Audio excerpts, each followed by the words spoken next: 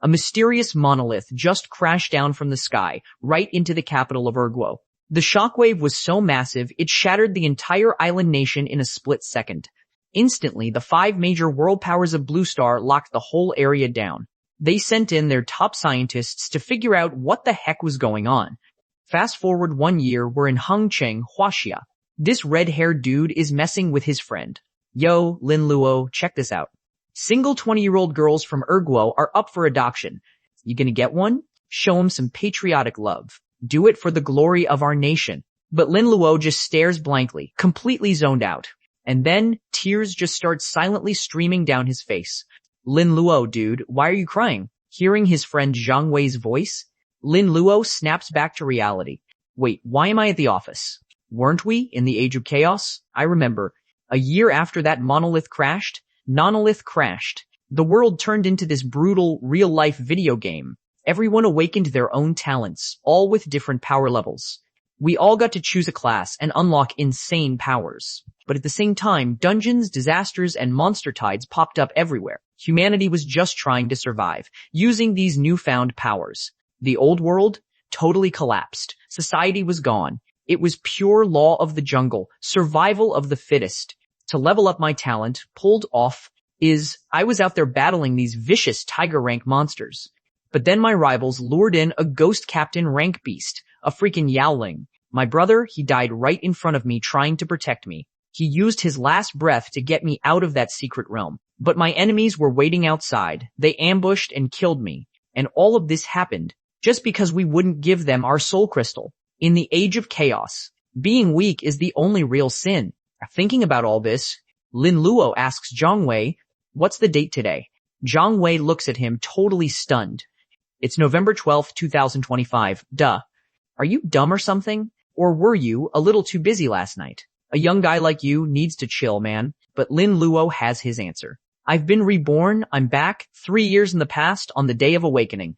It's morning outside. That means there are only a few hours left until the Great Awakening. Before he can even process it, a bitter-sounding man points a finger at him and starts yelling. Lin Luo, your actions don't align with our company's values. You're fired. Go to accounting, get your last paycheck, and don't bother coming back this afternoon. Lin Luo glances over his shoulder. He thinks to himself, this supervisor, Wang Zhichao, he's exactly as I remember, trying to fire me with some lame excuse right after my probation period ends. In my past life, I be amazing is this scum, Wang Zhichao. He turned into a complete demon after he awakened, harvesting organs from normal people, trading their limbs and lives for resources to level up. He was a real tyrant. He scammed, stole, and did every evil thing imaginable. I can't believe I'm seeing him again. Wang Zhichao keeps running his mouth. You're just some bastard raised by a thief, and you think you're worthy of Wen Yuqi's attention? You should take a good long look in the mirror. Lin Luo just ignores him and walks right out of the company because he remembers in his last life he impulsively decked Wang Zhichao and got hauled away by the cops. And that same afternoon, the Great Awakening started. He was locked up for 10 days and completely missed the most critical window. By the time he got out, everyone was already over level 10. It wasn't until his brother, another orphan from the same home, the one who'd raised him by stealing, his brother Zhou Shengdong, who got a 15-year sentence, was released from prison. That's when his life finally started to turn around. His brother, because of his awakened accumulations talent and for making huge contributions, got released early. After that, his brother took him under his wing. They grinded and leveled up together. Then one time, he accidentally killed a guy. That's when he discovered the mind-blowing secret of his own awakened talent. Even without actively using his talent, he could steal a person's talent level just by killing them. But the problem was, his stubborn brother absolutely refused to let him kill people on purpose. And because of that, the villains just got stronger and ran wild. In the end, they couldn't protect the people they cared about, and they both ended up dead. Now that I'm reborn, tages and anxious of the BD action, all that helplessness, all that hatred I went through, I'm going to flip it all around. If being good gets you nowhere, then I'll serve justice myself. I'll be more ruthless than the ruthless, more evil than the wicked, and finally take control of my own destiny. I'll use the wicked as stepping stones to climb my way to an unbeatable throne. With that, Lin Luo rushes back to his office. He slips into a bathroom stall to hide. A few hours pass, And just like he remembered, the moment of the Great Awakening finally arrives. And sure enough, Lin Luo awakens an S-rank talent. Wonder. Effect. When you kill a target, you plunder 1% of one of their random stats, or 1% of their skill's passive effect. Cooldown 5 days. Now that I'm reborn, Tages and anxious of the BD action, I know all the strats for the deadly dungeons around Hangcheng once the era of class changing begins. And I know where all the secret realms and opportunities are hidden. But more importantly, I know the fastest way. And to upgrade my talent all the way to SSS rank. In body and gnosis, he hears Wang Jichao's voice from outside the stall. Turns out he awakened an S-rank talent, Healing Mist, and he's already trying to recruit coworkers into his new crew. He's on the phone, walking towards the exit, totally clueless that Lin Luo is right behind him. But this reborn Lin Luo is way more decisive. He wraps a rope right around his neck and pulls. Supervisor Wang, 1. It's so good to see you again. Why don't you be the first sacrifice of my new life? As Wang Zhichao's life starts to fade, a green figure suddenly materializes out of thin air. This is a stand, a special entity that only an S-rank talent can summon. This green stand's power is obviously some kind of healing ability, but luckily for him, the stand's healing speed can't keep up with the damage Lin Luo's inflicting. And as Wang Zhichao's life force drains away, it seems to hit a critical threshold. A system prompt suddenly rings out. You have plundered the target's soul power. Your S-rank talent has evolved into an E-rank talent. Your E-rank talent has evolved into a D-rank talent. Your D-rank talent has evolved into a C-rank talent. Your A-rank talent has evolved into an S-rank talent. Hearing the notifications in his head, Lin Luo can't believe it. In his past life, he and his brother grinded for 3 whole years just to barely reach A rank. And now, he's surpassed his entire past life in just a few hours. He's now got an S-rank talent, something only 1 in 100,000 people have. Wonder. Rank. S. Upgradable. Effect. Upon killing a target, you can choose to plunder ALL of their attribute points, their passive effects, their skill effects, or their soul power, choosing one of the 4. Cooldown 1 day, so the man kills his supervisor, plundering his soul power. Just like that, he boosts his own talent to S rank. Suddenly, a figure covered head to toe in metal armor appears before him, and with it, a stats panel pops up. This is the stand created by his new S-ranked talent. Besides HP, its stats can go up to a max of 200 points. An SS rank stand maxes out at 400 points, and SSS rank gets you 600. But this one, the Black Emperor, already has 3 stats maxed out. The Black Emperor's weaknesses are its intelligence, defense, and operational range, especially its intelligence. It's so low I have to manually control it with my thoughts to fight. But even with that, it's probably the strongest S-rank melee stand you can get in the early stages. The Black Emperor's plunder ability doesn't work on other stands, but my own talent perfectly covers that weakness. A growth potential of 200, that's something even a lot of SSS rank stands don't have. Under Lin Luo's command, the Black Emperor lifts up Wang Jichao's body and moves it into another bathroom stall. This Wang Jichao, after the Age of Chaos hit in my past life, he became an absolute monster. Dying here in this forgotten bathroom stall, it's what he deserves. By the time anyone traces this back to me, it'll probably be at least a month from now, and by then, I'll already be untouchable. After that, Lin Luo walks out of the company. He notices that now that everyone's awakened their talents, even his dead class group chat is suddenly blowing up. Lin Luo casually scrolls through the messages. His eyes quickly lock onto a name, Lu Ming. I remember this guy, Lu Ming, what a simp.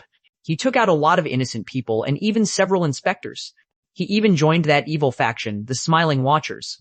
Thinking of this, LLLLLLLLLEL, Min ports of right on his profile picture. This time, I'm taking your talent. It'll be for the good of Hongcheng. Meanwhile, a super hyped up Lu Ming is checking out his own stand's panel. His stand can literally grant its master's wishes. This is so sick. So, being the simp that he is, he makes another wish. Master of Wishes. Master of Wishes, I want to completely own Feng Mengchu, body and soul. The Master of Wishes flips through the giant book in its hands. An indescribable, brilliant light bursts from its pages. Master, your wish has been granted. After saying this, the stand slowly fades away. But Lu Ming isn't surprised by this at all. He knows that when a stand runs out of energy, it disappears for a bit. but he can't miss his chance with his goddess, Feng Mengchu. A moment later, Lu Ming gets a text from Feng Mengchu saying she's coming to his hotel room wearing black stockings. He screams with excitement. The Master of Wishes is insane. As long as I have you, I could even rule the entire world. But just then, Lin Luo gives him a call. Lu Ming, I discovered a secret about S-rank stands. It's good for both of us. Where are you? Let's talk face to face. Lu Ming's heart skips a beat. Wait, you awakened an S-rank talent too? I'm at the Tomato Hotel, room 414. Come on over. After hanging up, Lu Ming gets this creepy, lecherous look on his face. First, I'll get Lin Luo's secret, and then I'll get the goddess of my dreams. The timing is absolutely perfect. 5 minutes later, Lin Luo walks right into Lu Ming's room. Lu Ming tells him to hurry up and spill the secret. He's got a date later too. After making sure there's no one else in the room, Lin Luo leans in mysteriously close to his ear and whispers, the secret to S-rank talents is, first to sit, but before he can even finish, a figure wrapped head to toe in metal armor materializes right behind Lu Ming. Before he can even react, the Black Emperor lands a single punch, sending him flying into the corner. The force of that one punch was 20 times stronger than a normal adult. It killed Lu Ming instantly, right on the spot. And in that moment, Lin Luo activates his S-rank talent, Plunder. Lu Ming is just a regular dude. He's got hardly any stat points. He hasn't entered a dungeon or chosen a class. So of course, he has no skills. Soul power can be used to upgrade my talent's rank. Cried. But the soul power from just one S rank isn't enough for me to level up. So it's way better to just take his talent. That'll be way more useful to me. Then a voice rings out in his mind. Successfully plundered target's talent. Congratulations, you have obtained the S-rank talent Book of Wishes. Can switch between 3 wish forms. 1. Hit rate, procreates, and crit rate increased by 20%. Also, all EXP gained from killing monsters is doubled. 2. Evasion rate increased by 20%. Negate any single attack once every 10 minutes. 3. Loot drop rate increased by 10 times. At that moment, Lin Luo feels a brand new power surging up from inside him. He shouts out, "Come forth, my stand." In an instant, a figure in a long robe appears, holding a massive book in its right hand. This frail, scholarly-looking young man appears before him. My great master, the Master of Wishes answers your summons. This is a stand that can actually grant its master's wishes. The Master of Wishes. Not only does it have its own consciousness, it can even talk to its master. Master is, I am a utility type stand, but my abilities are far more useful than a combat type's. Theoretically, any wish you have, pre-TU, the Book of Wishes in my hand can make it come true. Of course, simple wishes use up a little energy, while difficult ones use up a lot. If it's too difficult, it could cause me to break down permanently. So, brinking race and mus all framini, my intelligence is way higher than other stands. I can even help you come up with strategies. Lin Luo immediately asks, alright, let me test you. What's the most efficient way to use your power? In other words, instead of asking you to just give me treasure, it's better to ask you where the treasure is, right? The Master of Wishes replies, I believe it's best to ask for information. Information has immense value, prochers and decane fours, but costs very little energy. Master, you are very clever. So, brinking race and mus all framini, wishes that are highly plausible consume less energy, preceptors ANA, while creating something from nothing costs a lot. For example, wishing to win the lottery, costs way less than, say, creating a bottle of water from thin air. If you use it on people, cost depends on the target's willpower and power level. Lin Luo quickly asks, Master of Wishes, if I wanted to get my brother, Zhou Shengdong, out of the detention center, pour Miso in, how much energy would that cost? The Master of Wishes flips through the golden book in its hands, and says, Master, that wish would use up all of my energy, and I would go dormant for a while. So, brinking race and mus all framini, because it's such a difficult task, it would probably only speed up his release date. I couldn't get him out immediately. Lin Luo starts to get the picture. So even his wishes have to follow some kind of logic. I mean, if it could really grant an wish, that would just be too OP. So the best use for it is to ask for intel on other S-rank users. Then Lin Luo turns and looks at the Black Emperor. He's surprised to see that while they were talking, it already took care of the body. Just then, Lin Luo suddenly notices something. There's a stone clock hanging on the Black Emperor's chest, and it only has one hand. So he asks the Master of Wishes, "Do you know a lot about stands? Is a stand's appearance connected to its abilities?" The Master of Wishes nods. A stand's form is always related to its abilities, precept, and the shape of its master's soul. Hearing this, Lin Luo gets even more confused. The Black Emperor obviously doesn't have any time-related powers. Is it because I was reborn? Whatever. Now's not the time to get hung up on this. As long as I get strong enough, there won't be any mystery in this world I can't solve. First, while my talent is on cooldown, I should go explore some dungeons and secret realms. Just then, Lin Luo steps out of the elevator and runs right into Feng Mengchu, who's wearing those sexy black stockings. She's staring at her phone with a weird look on her face, wondering how she could have sent such a gross text to that simp. Lin Luo doesn't pay her any attention. Instead, he walks right up to the front desk. "Hey, can you extend room 414 for another 7 days? And don't send the cleaning staff in. My friend doesn't like to be disturbed." The scene cuts. We're in a room somewhere in Hongcheng. A young woman is looking at her stand. Thing of time, PN. Where's the white stone clock you're supposed to have? So, brinking race and mus all framini. Why did we travel to a point in time? That's a week later than what I set. Her stand, which looks like a little girl, is holding 2 sharp white clock hands, one long and one short. Master, during the time jump, course, part of my power was stolen by some unknown entity. That's what caused our arrival time to be off. Hearing this, the young woman is furious. Damn it, I can't believe Proenti and Sturds is the US actions. That after I paid such a huge price, something still went wrong. Yu Taijie, P.S. At the very start of the Great Awakening, Praking isn't here in number, awakened an incredibly rare SSS rank talent, out of control warp. With that talent, I was unstoppable, killing gods, and Buddhas, anyone who stood in my way. In the end, I charged into a spatial rift all by myself, but my opponent defeated me without even breaking a sweat. I used every last bit of my power to activate the time warp, draining the King of Time's energy cap from 4,000 all the way down to 40, just to escape with my life and make the jump back. I wanted to go back to 1 week before the awakening, but I ended up a few hours after it started, and I even lost the power of the King of Time's second hand.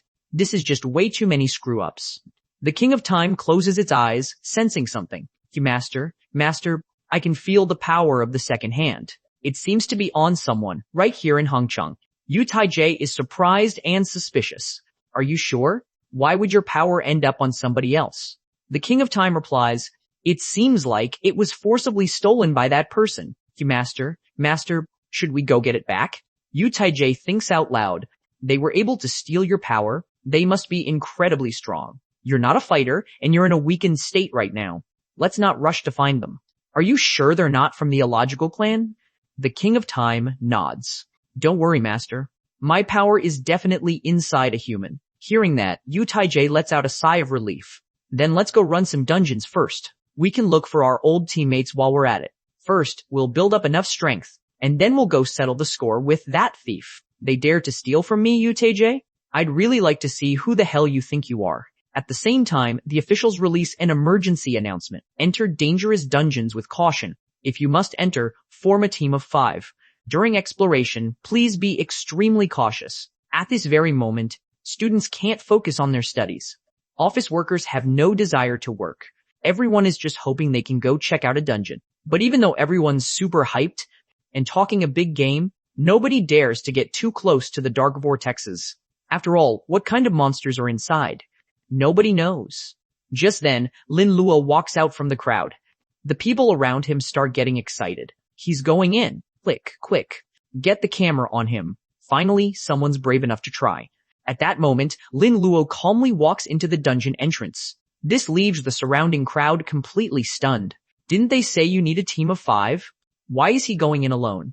Lin Luo looks at the familiar shape of the dungeon, and a smile plays on his lips. This dungeon that I was too scared to enter in my past life. This time, I'm going to crush you under my feet. The man was reborn just hours before the Great Awakening. He seized the opportunity to upgrade his talent to S rank. He even plundered another S-rank talent from some loser otaku. Now, he's once again walking into that dungeon from his past life. One he's cleared countless times before, but his heart is still pounding with excitement. Soon, the scenery around him changes, and a notification sounds in his ear. Your body is being backed up and digitized. All damage you receive in dungeons and secret realms will be completely healed after you exit. If you die in a dungeon, you will be resurrected and sent out immediately. After dying 3 times in a dungeon, you will no longer be resurrected. Please choose one of the following 6 basic classes. Mage, Archer, Warrior, Tank, Assassin, Priest. In his past life, Lin Luo chose the standard Warrior class. That class is pretty average until the second class change at level 20. Now that he has 2 S-rank talents and stands, he's naturally going to pick something more suitable. He then summons the Master of Wishes, Flage, and asks, "Do you have a recommendation for my class change?" The Master of Wishes replies, "Master, I recommend you choose Mage." After level 20, using my S-rank talent as a guide, you can class change into the hidden job Prophet Mage. Besides that, POOPS, with the Black Emperor protecting you, you can totally cover for a mage's weakness in close combat. Lin Luo didn't expect that. Turns out an S-rank talent can unlock a hidden class change. But he gets the feeling this Master of Wishes has its own agenda, though he asks it, if I choose Mage, and use Plunder as my guide for the second class change. What hidden class would that unlock? But the Master of Wishes just says, I don't recommend using Plunder. You'll just become some weird melee mage hybrid. Lin Luo immediately sinks into thought. The Master of Wishes' advice is solid, but my core talent is still Plunder. Everything has to be built around the Black Emperor. The Black Emperor's strength, and agility are at their limit, so the agility-based assassin class should be a better fit. So he asks another question. Master of Wishes. Master of Wishes, if I choose assassin and use Plunder as my guide for the second change, purple, what class will I become? The Master of Wishes hesitates for a moment, then continues in a sincere tone, most likely you'd become an outlaw. It maximizes the strengths of your Plunder talent, such experts as Y years are fruit to databated. I still recommend you choose Prophet Mage. After all, that class is so much more effortless and elegant. After getting a clear answer from the Master of Wishes, Lin Luo chooses the Assassin class without a second thought. He's not denying that the Book of Wishes talent is powerful, but he's not about to let it go to his head. His core talent is, and always will be, Plunder. You have successfully become an assassin. Your attribute panel has been generated. Lin Luo. Level 1. Class, Assassin. Further, Strength. By Constitution. By Ability. 10+5. Shadow Hunt. Level 1. Instantly blink behind an enemy to launch a fatal attack. Phantom Slash. Level 1. Focus all your strength into a single, devastating blow. Swiftness. Level 1. Provides an extra 5 points of agility. High Speed Reaction. Level 1. Improves your dynamic vision in combat by 10%. Power Strike, level 1, increases crit chance by 1%. Equipment, Novice's Short Blade. Attack power +6. Clearly, the base assassin class is the perfect match for Lin Luo's stand, the Black Emperor. It's the best choice for him, period. Please select the number of players for this dungeon. The party limit is 5 players. Lin Luo chooses one person without hesitation. The Black Emperor's combat power is like a level 20 or 30 boss. For clearing a low-level dungeon, why would I ever need a team? Keeplemaids and tension of a bridge of the massive individuals and continue to do the entire data of process of forces of After Diabra. Clearing a dungeon solo gets you a higher rating and way better rewards. Goblin Nest. Recommended entry level, levels 1 to 4. Please select the dungeon difficulty. Lin Luo decisively chooses Nightmare difficulty. Everything flashes before Lin Luo's eyes, and he's instantly inside the real dungeon. In front of him is a gloomy forest under a dark, heavy sky. Up ahead, there's a huge mob of green-skinned goblins with glowing red eyes. They're holding clubs, just posturing and trying to look tough. Red-Eyed Goblin, level 5. When its HP drops below 20%, or when it runs into a female adventurer, its attack speed increases by 30%. But Lin Luo isn't scared in the slightest. He instantly summons the Black Emperor. At the same time, he stacks the effect from his Book of Wishes onto it. The wish Schiff, full hardened. Disservices Allay, crit rate increased by 20%. A powerful pitch-black figure instantly appears by Lin Luo's side. Moving at a speed a normal person can't even track, It roars and throws out an explosive punch in an instant. You have slain a red-eyed goblin, gained 100 ND EXP. Killing a higher level monster, gained 500 EXP. The Wish Shift. Battle Hardened Effect. EXP from monster kill 200s. This move just pisses off all the other goblins. They all charge at the Black Emperor at the exact same time, but the Black Emperor is just a complete steamroller. It unleashes another flurry of dozens of punches. In a flash, all 15 red-eyed goblins are dead. In seconds, the golden glow of a level up flashes around Lin Luo 5 times. His level shoots straight from 1 to 6. The man just killed 15 red-eyed goblins and skyrocketed from level 1 all the way to level 6. But these trash mobs aren't even worth using the Black Emperor's plunder ability on. After all, it doesn't have much energy right now. It'll run out after like 7 more uses. Soon, a prompt sounds in Lin Luo's ear, telling him to assign his attribute and skill points. Lin Luo thinks for a moment. Assassin weapons can stack vulnerability, and after the second class change, agility converts to attack power. So I should pump more points into agility. As for skills, I'll dump everything into the agility skill, swiftness. Using his knowledge from his past life, and combining it with his current situation, he decides to boost agility by 16 points, and strength by 4, and get his swiftness skill to level 10.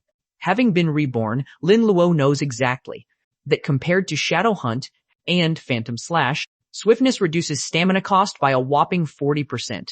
If you don't want to waste stats on Constitution, but you still want to save stamina, pumping points into swiftness is definitely the best bang for your buck. In his past life, everyone only realized after they started running dungeons that these dungeons are thousands of meters long, and you have to fight the whole way. Your stamina just gets drained in no time, so classes with low constitution just became dead weight. As for the gold drops, it all gets automatically collected in a treasure chest after the boss dies, so you don't even have to pick it up. As Lin Luo pushes deeper into the dungeon, the level of the goblins keeps getting higher. But to the Black Emperor, these monsters are basically just fodder. Level 6 Wolf Pelt Goblins. Level 7 Stone Throwing Goblins. Level 8 Frost Goblins. The monsters are getting stronger, same, but I've also hit level 7. Lin Luo sticks to his previous stat build. Then he rushes on to the next area. This Nightmare Dungeon is the lowest level 1 available. It only has 3 areas in total. And this last area that Lin Luo is entering is the very first boss level. At this moment, 2 women are being dragged away by several lecherous-looking goblins. One of them is even using its teeth to rip off her underwear. Lin Luo checks the monster info.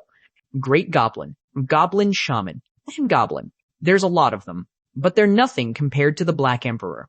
And Lin Luo's arrival quickly catches the attention of one of the goblins. It howls as it raises its greatsword and charges over. A flash of anger crosses Lin Luo's eyes. Even though they're just human NPCs, no matter how many times I see this, it's infuriating. Destroy them. Black Emperor. As he speaks, a pitch-black figure appears before them. With just one punch, it kills the Great Goblin on the spot. It didn't even last a single second.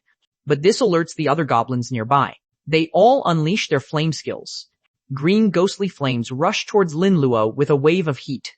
But the Black Emperor moves like a phantom, instantly meeting the attack. It shatters the fireball with a single punch. Then it unleashes countless phantom punches on the group of goblins. In less than 10 seconds, all the melee goblins are wiped out. Mangled green corpses litter the ground. Lin Luo immediately points at the stage. BOSS, you're the only one left. Come on. Seeing this oppressive figure, Lin Luo doesn't hesitate for a moment.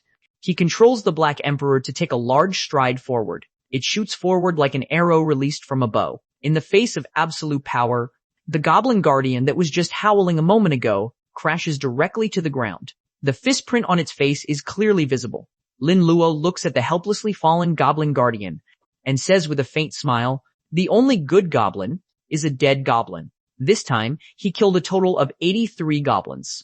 With his wish and make for disease and national production in someone dead and Battle Harden's experience bonus, he gained 9,700 experience points. In the end, he raised his level to 9. After clearing the dungeon, over 100 points of light fly out from the dead goblins' bodies. Like 100 rivers flowing into the sea, they all gather in front of Lin Luo. He immediately uses his wish. Good luck. Your luck has been increased by 10 times. The man clears the nightmare difficulty dungeon and increases his luck by 10 times. On top of that, he gets a 5x rating bonus. In the end, he got a gold tier treasure chest. The damage taken and the time spent clearing determined the base score. The highest base score is 100 points.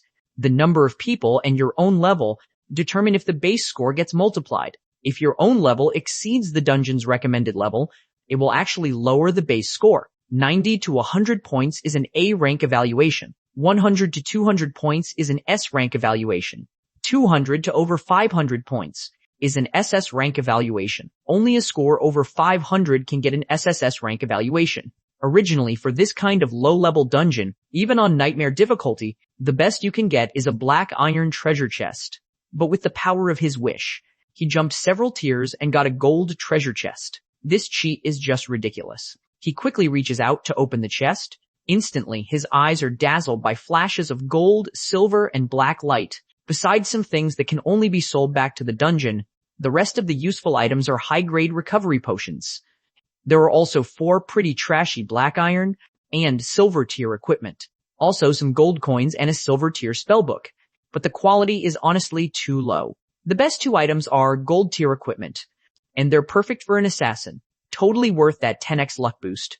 Lin Luo throws all the loot into his inventory. Then he pulls out this slick crimson dagger. He checks the stats on the Guardian's short blade. Guardian's short blade. Here, gold. Quality, top grade. Effect, bleed. After breaking through an enemy's defense, it causes a bleed effect for 5 damage per second, and it lasts for 10 seconds. He tosses it around in his hand, admiring it. This thing is basically an early game divine weapon. It has 40 more attack than the standard novice dagger. Plus, it's got 3 extra stats and that bleed effect. Then he pulls out the silver chest plate. He checks the stats on the Guardian's armor. Guardian's armor. Here, gold. Quality, normal. Effect, smooth. Reduces damage taken from sharp weapons by 7 points. Lin Luo slips the armor on. This kind of armor adds to his health and reduces damage. This is some good stuff. Right before he leaves the dungeon, a notification pops up. Game character data successfully backed up. Please name your game character. Without a second thought, Lin Luo changes his name to Black Emperor. At the same time, a global announcement blasts across everyone's screens. Congratulations to player Black Emperor for being the first in the world to solo clear a nightmare dungeon. Reward, 1 10-draw ticket for the Wheel of Fate. In that moment, everyone looks up at the announcement. They have no idea who this Black Emperor badass is. Solo clearing a nightmare dungeon. Some girls are even publicly declaring they want to have his babies. Meanwhile, Yu Taijie's face looks absolutely awful. Because the history she knows has changed, the player who was supposed to get this achievement was Grey Wolves. She turns to ask her King of Time, "Are you sure time travel doesn't change history?" The King of Time nods. "Master, time travel just sends your soul back into your past body. It should never affect history itself." Yu Taijie rubs her chin, a look of confusion in her eyes. Then there are 2 possibilities. 1. The Black Emperor of this world stole your power and got stronger, and then cleared the dungeon. 2. A Black Emperor from the future stole your power and warped back to now, and then cleared the dungeon. The King of Time is confused, but my powers can't increase someone's raw strength. So how did they solo that dungeon? Yu Taijie is completely baffled. That's the part I can't figure out either. But either way, safe BR4 study is in more Truvini individuals' ankles is that used to be a back and whatever research time. We have to find them, and fast. If their growth rate surpasses ours, we're gonna be in big trouble. Meanwhile, Lin Luo is getting ready to use his Wheel of Fate ticket, a 10 pull. In my last life, I grinded for 3 years and only got to spin the Wheel of Fate 5 times. He summons his Master of Wishes. It's your time to shine. In an instant, the Master of Wishes is floating in midair. It speaks respectfully, "I am pleased to be of service, my great master." For the man's first 10 pull, he summons the Master of Wishes, which can grant any desire. "Help me figure out the most worthwhile wish." The Master of Wishes says respectfully, "Congratulations, Master, on getting a Wheel of Fate draw. This is a rare reward that you can only get from Nightmare Dungeons, or from the Tower of Babel. From what I know, the Wheel of Fate can drop SSS, Poise, SSS, SS, SAB, CD, E, and F, 9 different tiers of items. And a lot of these items can't even be found in dungeons. Also, the drop rates for different items are not the same. So even with a 10x luck boost and a 10 pull, you still might not get a single item that's S rank or higher. Lin Luo asks, what if I use your ability to make a wish? The Master of Wishes answers truthfully, to get a specific SSS rank item, I would go dormant for 6 months. A random SSS rank item would make me dormant for 6 days. At least one SSS rank item would cost 190 energy. At least one S rank item would cost 10 energy. Lin Luo shakes his head. Going dormant would affect my ability to plunder other people's talents. That's a terrible trade. Looks like going for an S rank item is more reliable. Then he asks again, what about getting at least 2 items of S rank or higher? The Master of Wishes replies, that would require 1110 energy. Lin Luo quickly does the math in his head. Wishing for at least one S rank item is still the better deal. Hearing this, the Master of Wishes immediately flips through the giant book in its hands. An indescribable, brilliant light bursts from its pages. Master, your wish has been granted. With that, Lin Luo waves his hand, directly using the 10-pull ticket for the Wheel of Fate. In an instant, the golden ticket vanishes in a flash of light. Then, a giant, ancient cyan-colored wheel appears before him. Lin Luo doesn't even bother trying to time it. He just lets the pointer spin for a while before yelling stop. Hearing his voice, the pointers start to slow down. They finally land on the image of a green gem. A system notification immediately sounds in his ear. Congratulations, player, on obtaining the following 10 prizes. Soon, an inventory window with 10 items detaches from the Wheel of Fate.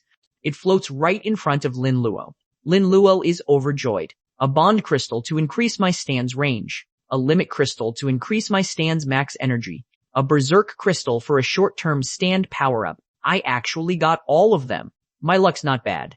It's just a shame only the limit crystal is SS rank. The effects of the other crystals are much weaker. Without hesitation, Lin Luo directly crushes the 2 reality crystals to use them. Used 1 D rank and 1 F rank reality crystal. After exiting the dungeon, Robertation, you will inherit 3% plus 1% of your own stats from the dungeon. Then he tosses the 2 bond crystals to the Black Emperor. These 2 crystals are all yours. Crush them. The Black Emperor immediately crushes the crystals in its palm. Now it can move freely within a 6-meter radius of Lin Luo.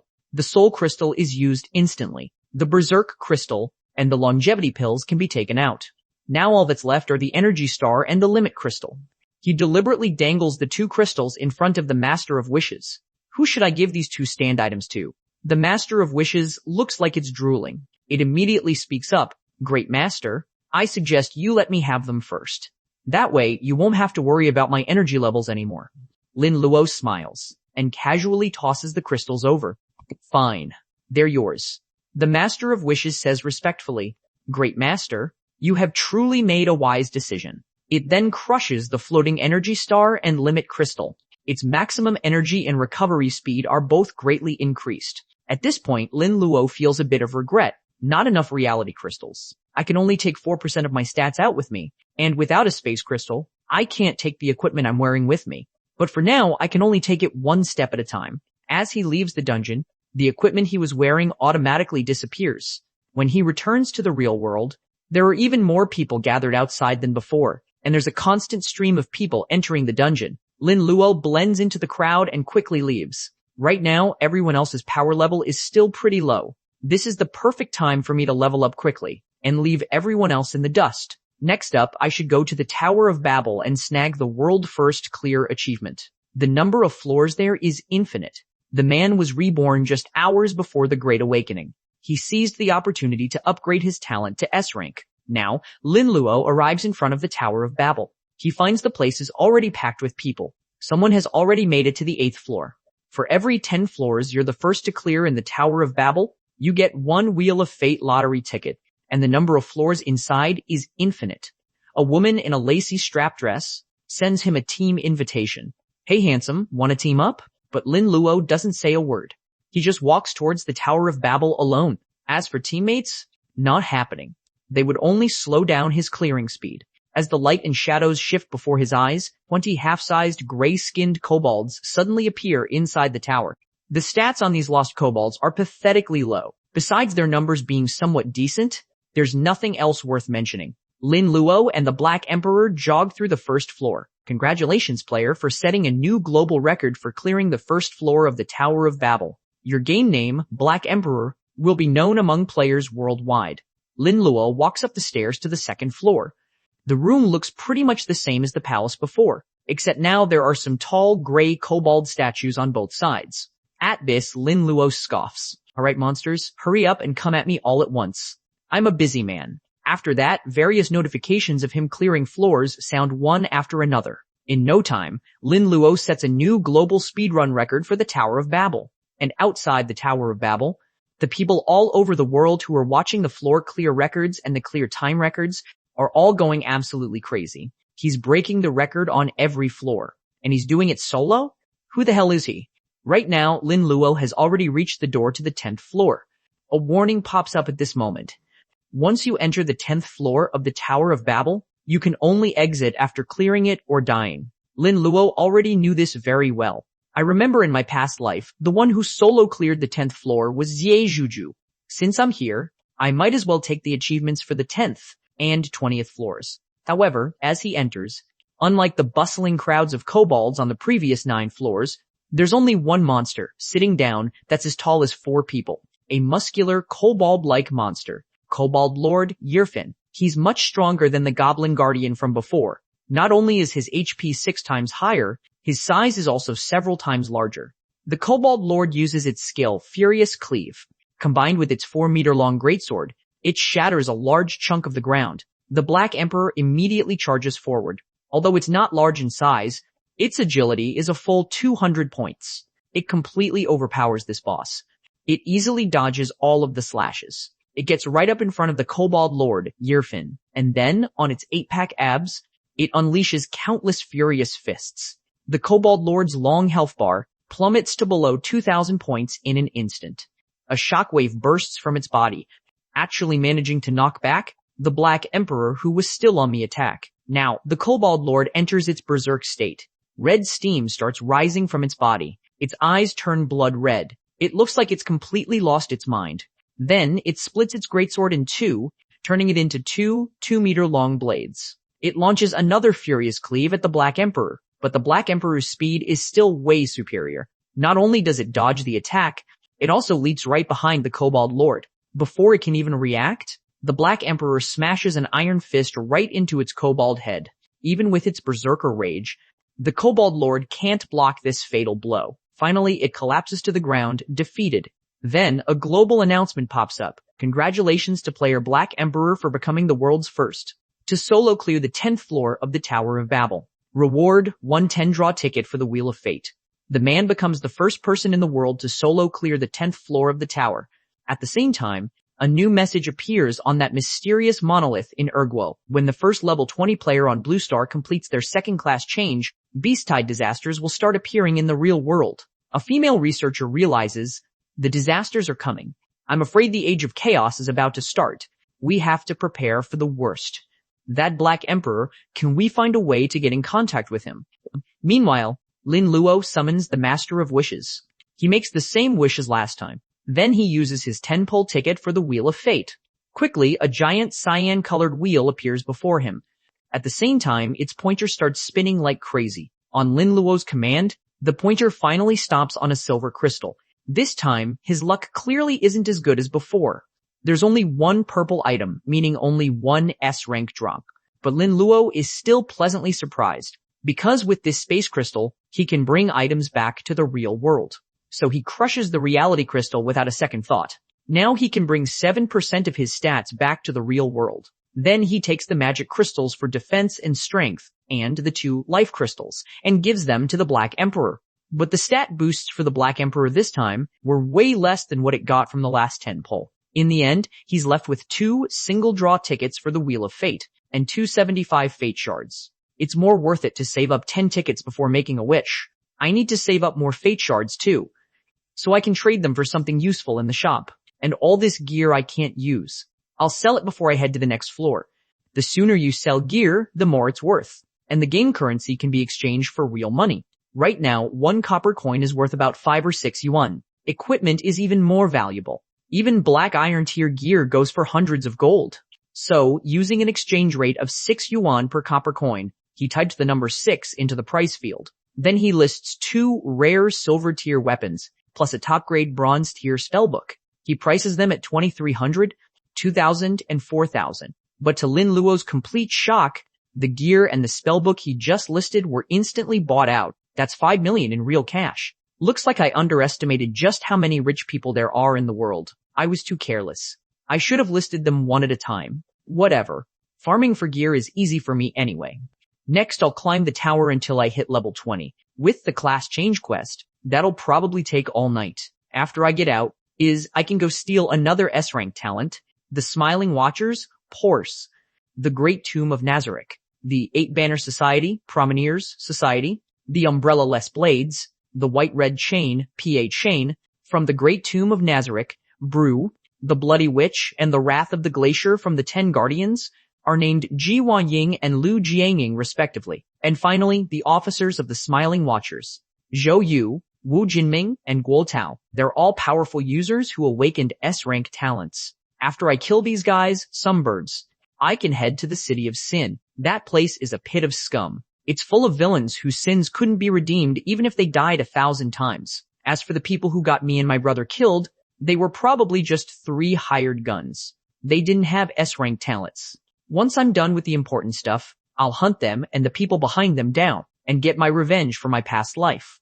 Meanwhile, a man named Ah Xing is excitedly posting a recruitment ad online. These Huaxian human traffickers are getting more and more sophisticated. Luring people to Southeast Asia with high-paying coding jobs isn't as effective as it used to be. But now that we've registered a legitimate company, we're about to make a fortune again. First, we recruit people in Huaxia, let them work for a while. Then we organize a team-building trip and snatch them all up midway. It's not long before he receives a job application. Another fat sheep is on the hook. Once I've got a big enough batch, I'll close the net. The boss will definitely praise me for this. The man has become the first person in the world to enter the 11th floor of the tower. The first 10 floors only give fate shards. After that, you can get equipment directly. Guarding this place are all kinds of skeleton-type undead monsters. In his past life, to farm the skeleton set, he and his brother spent a lot of time here. Skeleton Soldier. Level 10. Passive skill.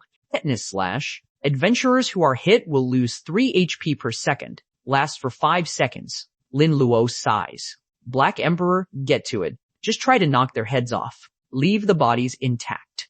Don't make their deaths too gruesome. The Black Emperor has already charged forward like a whirlwind. In an instant, it beats these skeleton soldiers until they're just separated arms and legs, but at least he left half-intact corpses. In body and noses, a level 17 skeleton commander riding a skeletal horse actually bypasses the Black Emperor and charges straight towards Lin Luo. Lin Luo chuckles. A dagger appears in his hand. You see that I'm only level 13, so you're looking down on me? As he speaks, he activates the skill Shadow Hunt. At this point, Lin Luo's agility is terrifyingly high. Even a level 17 skeleton commander can't withstand a single strike from him. You have cleared the 11th floor of the Tower of Babel. Clear time, 1 minute and 35 seconds. First clear reward, 85 fate shards. With 3 years of combat experience from my past life, there aren't many things on these lower floors that can threaten me. I'll take a quick break and then push to floor 20. 8 minutes later, on the 20th floor of the Tower of Babel, stands a giant 3-meter-tall skeleton warrior. It's covered in heavy armor. In its hands, an ancient greatsword is stuck straight into the ground. Skeleton Lord, Tryndamere, level 20, Skirkles, Netherworld Summoning. When he pulls out his sword, he summons a legion of skeletons. Smashing greatsword, a charged strike, deals 400 points of physical damage, and knocks back targets within a 3-meter radius. Ironclad Bones, immune to 5% of physical attacks. At this moment, the Skeleton Lord Tryndamere pulls out his greatsword and immediately activates Netherworld Summoning. Awaken, my servants. Return from hell and fight for me. A cold, deep voice echoes throughout the massive cave. Soon, from the piles of bones, a dense swarm of skeleton warriors begins to crawl out. Lin Luo remains calm. There are at least 200 skeleton warriors here. This floor's difficulty is far beyond the first 19. As all the skeleton warriors start to move, the ground of the cave actually begins to tremble slightly. That skeleton commander leads the charge, rushing forward. But the Black Emperor's fists are ridiculously fast. With just one punch, it smashes the skeleton warriors in its way, turning them all into shattered bones on the muddy ground. Then, the Black Emperor charges towards the Skeleton Lord. The Skeleton Lord also swings its greatsword, clashing with its fist. At the same time, the hundreds of nearby skeleton warriors, under the command of the Skeleton Lord, all start to move with slow steps, circling around to surround and kill Lin Luo, the master. Although Lin Luo's combat experience is rich, the sheer number of enemies is just too much. Even though he could probably win in the end, he would most likely get injured. Having no choice, he summons the Master of Wishes. And then he roars, "Yeah, I wish CL Markins Ardeal asked, using that the Black Emperor's next attacks will all be critical hits, until the Skeleton Lord Tryndamere is completely defeated." The Master of Wishes suddenly flips open the Book of Wishes in its hand. After a dazzling flash of light, it says, "Great Master, your wish has been granted." The man summons the wish-granting Master of Wishes, and makes a wish that the Black Emperor's following attacks will all be guaranteed critical hits. After a brilliant flash of light, the Master of Wishes answers respectfully, "Great Master, your wish has been granted." At the same time, the Black Emperor feels an unprecedented, furious power surging into its body all at once. Lin Luo uses a Z-pattern movement technique to temporarily kite the low-intelligence skeleton soldiers. "Go all out, Black Emperor. Your master can take care of himself." A raging power churns restlessly inside the Black Emperor. It roars as it charges towards the heavily armored skeleton Lord Tryndamere, and at that moment, Tryndamere activates his ultimate skill, Smashing Greatsword. This move deals high damage and has a knockback, but its attack speed is too slow. Soon, the ground begins to tremble slightly. A cloud of dust rises from the side. The Black Emperor disappears from sight. Tryndamere thinks it has been smashed to pieces, and says contemptuously, "Not even a full corpse left. This is the fate of all invaders." But as the dust slowly settles, all that can be seen is the long crack in the ground from the smashing greatsword. There is no trace of the Black Emperor. Actually, Tryndamere's ultimate skill has a flaw. That is, after the sword falls, there is a brief moment of pause. This 1 or 2 second pause is useless for anyone else. But for the Black Emperor, with a massive 200 points in agility, that's a fatal weakness. At that moment, the strong, dark figure is already right behind Tryndamere. It seizes the opening and unleashes its full power. Countless phantom fists rain down on the Skeleton Lord's helmet. Massive red crit numbers are flying everywhere. In that instant, the Black Emperor's damage just explodes. Watching from the side, Lin Luo is totally pumped. So this is the right way to use a wish. Smash to pieces. That's what happens to demons. A moment later, the Black Emperor brutally beats Tryndamere to death. You have successfully slain Skeleton Lord Tryndamere, killing a higher level monster plus 700% EXP. Wish battle hardened. Effect activated. 80% EXP. You have cleared the 20th floor of the Tower of Babel. Clear time, 3 minutes, 11 seconds. Congratulations, you have reached level 14, and the leftover mobs aren't worth his time. Lin Luo signals the Black Emperor to stop. We have more important things to do. And outside the Tower of Babel, a global announcement appears. Congratulations to player Black Emperor for being the first in the world to solo clear the 20th floor. Reward, 110 draw ticket for the Wheel of Fate. But Lin Luo isn't done yet. He remembers that floors 21 to 29 are all deep mazes. But Lin Luo just has to recall the path for a moment. He speedruns it, taking the shortest route from memory. You don't have to kill every monster in these mazes. You just have to find the exit to get to the next floor.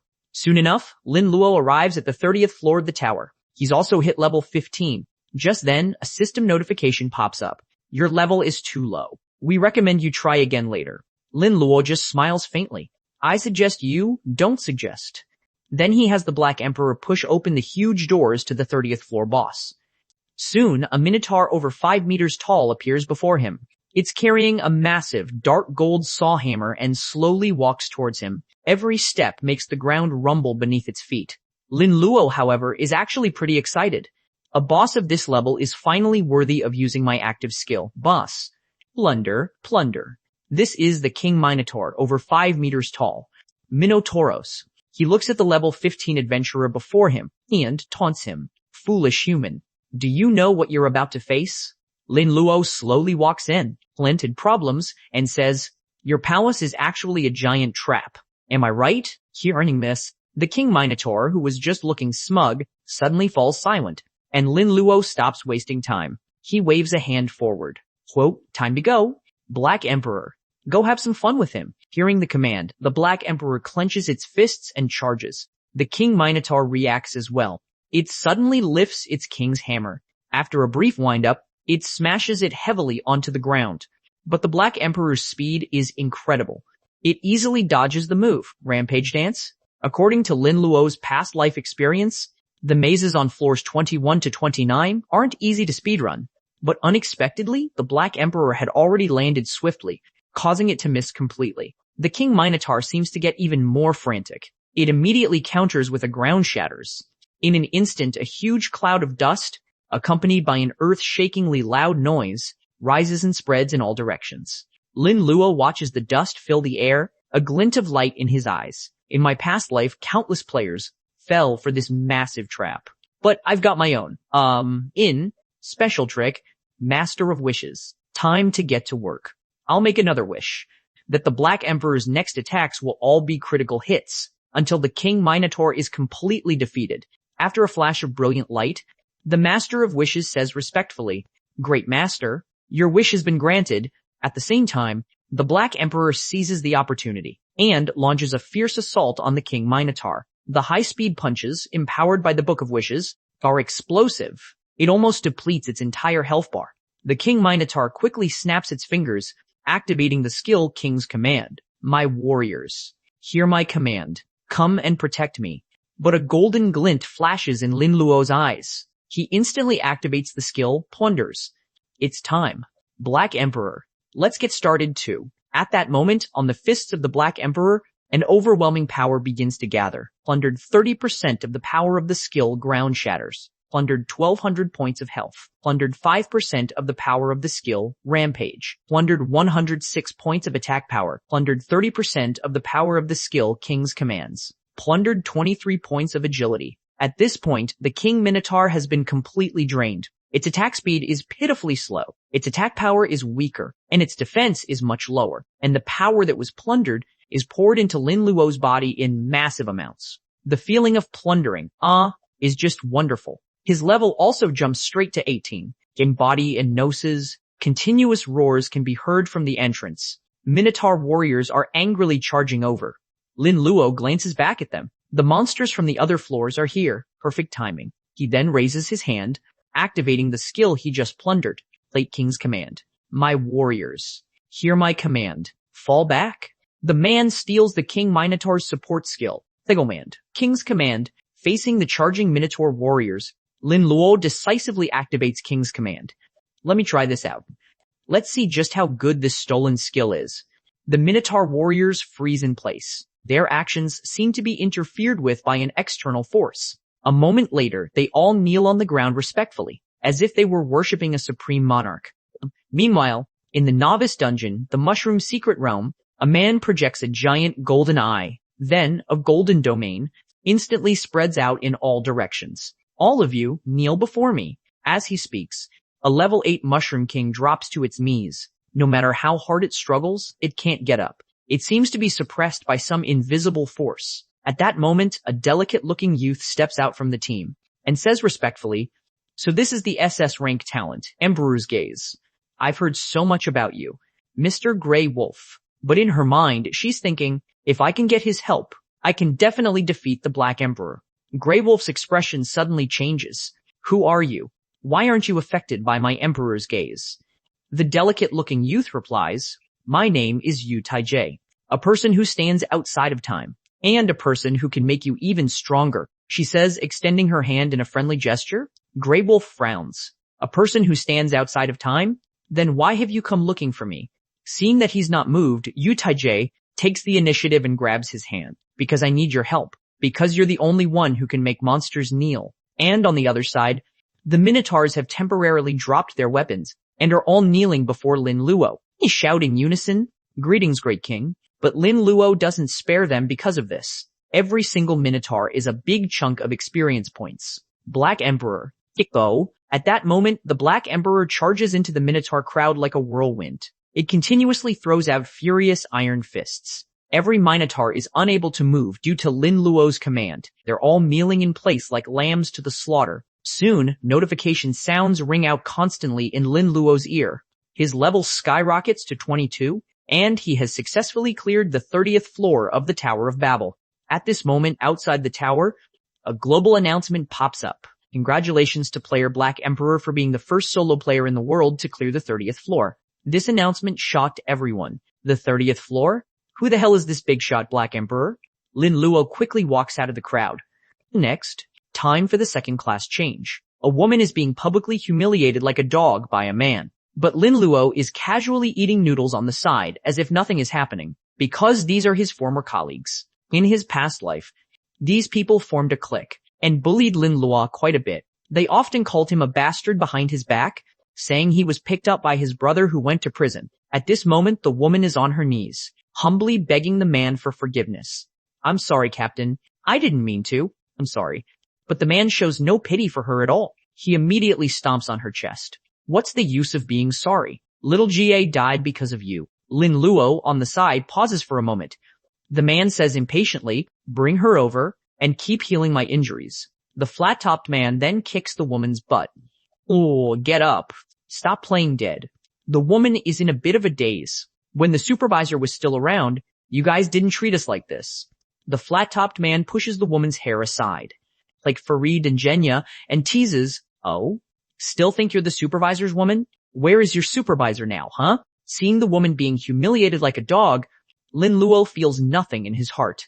The supervisor will live on forever in your hearts. After abusing her a few more times, the flat-topped man starts dragging the woman away. You used to be the supervisor's dog, and now you're OUR dog. Lin Luo just keeps slurping his noodles.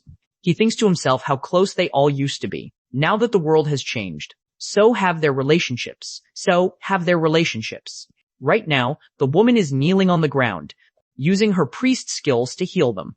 The flat-topped guy asks, Captain, now that little Ga is dead, our squad is short one person. What should we do? The pink-haired man replies, we need to recruit someone, and fast.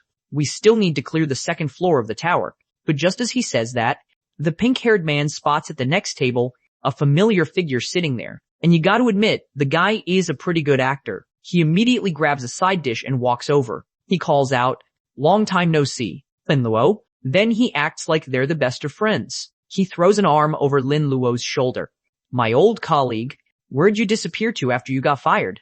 Man, I've missed you so much. He offers him a plate of crawfish. Here, Prue. Have some of the good stuff. Don't live such a hard life. Then he leans in close to Lin Luo's ear and says, so, what talent did you awaken? Let your big bro help you make some real money. Otherwise, how will you ever be worthy of when you see? Hearing those familiar words makes Lin Luo remember his past life. Last time, I was locked up for 10 days for beating up our supervisor. When I got out, Zhang Wei contacted me. I told him all about my F-rank plunder talent. I told him everything, holding nothing back. But instead, I just became a joke to them. They even said it made sense, that I was a bastard raised by a thief. So even my talent was all about stealing and robbing. Thinking of this, Lin Luo stands up and rejects him. Sorry, I don't do teams. Zhang Wei is surprised. No team?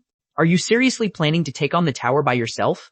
Then he drops the act. He points at Lin Luo and sneers, a broke kid like you actually thinks you can be a top player like the Black Emperor? Lin Luo ignores him and heads straight for the door. Just then, the beaten-up woman rushes over. The woman was publicly humiliated like a dog by the man. Now, seeing Lin Luo, she sees him as her last hope. She even grabs his hand and pulls it to her chest.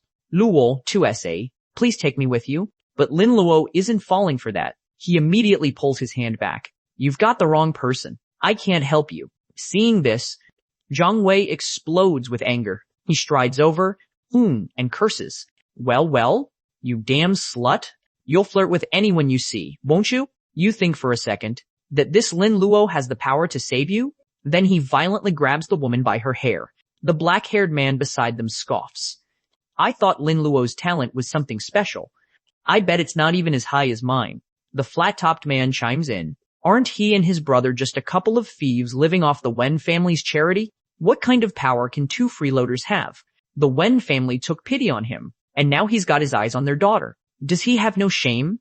Zhang Wei, while still tormenting the woman, says excitedly, if I'd known the Wen family had a soft spot for thieves, I would have gone and stolen from them too. Maybe I could have sparked some romance with Wen Yuzi, huh? Hearing those words, Lin Luo, who was about to turn and leave, suddenly has a dark look on his face. I'd advise you, Pru age and Prus into another Data 9 program. Not to say her name, but Zhang Wei is just asking for it. He even leans in close to Lin Luo's ear to taunt him. What name? You mean freeloader? Or Wen Yuchi's? You delusional toad. You really think you can get a taste of the swan? He then turns back to his two friends and says, who, brothers, this little brat doesn't seem to realize the times have changed. Come on, show him what a world ruled by fists is like. Hearing that, the two men crack their knuckles. Alright, these stats we just brought back from the dungeon. He's the perfect person to test them on. You little brat, these fists of ours trained in the dungeons, they can be lethal, you know?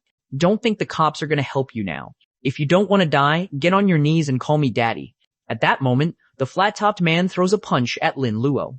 But this Lin Luo is not the same as before. He dodges the punch with just a slight lean to the side. Then, moving both his hands, he sends both of them flying over 10 meters with a gentle flick.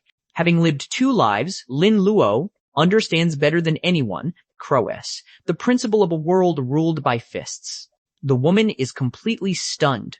She mutters to herself, he's so strong. Seeing his teammates on the ground, with blood gushing from their noses, Zhang Wei starts to panic a little. What a bunch of losers. They can't even take him? He then pulls out a dagger and lunges at Lin Luo. But Lin Luo is countless times faster than him. An uppercut lands squarely on Zhang Wei's chin, and a follow-up kick sends him flying. Throughout the entire process, Lin Luo's expression doesn't even change. What bad luck.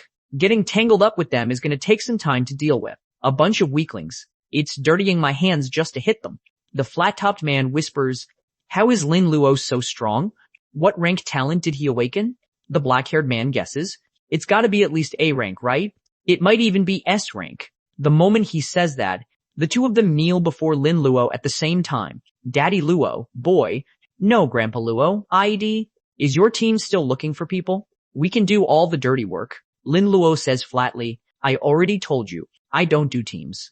But you didn't believe me. The two men start bowing to him like he's a god.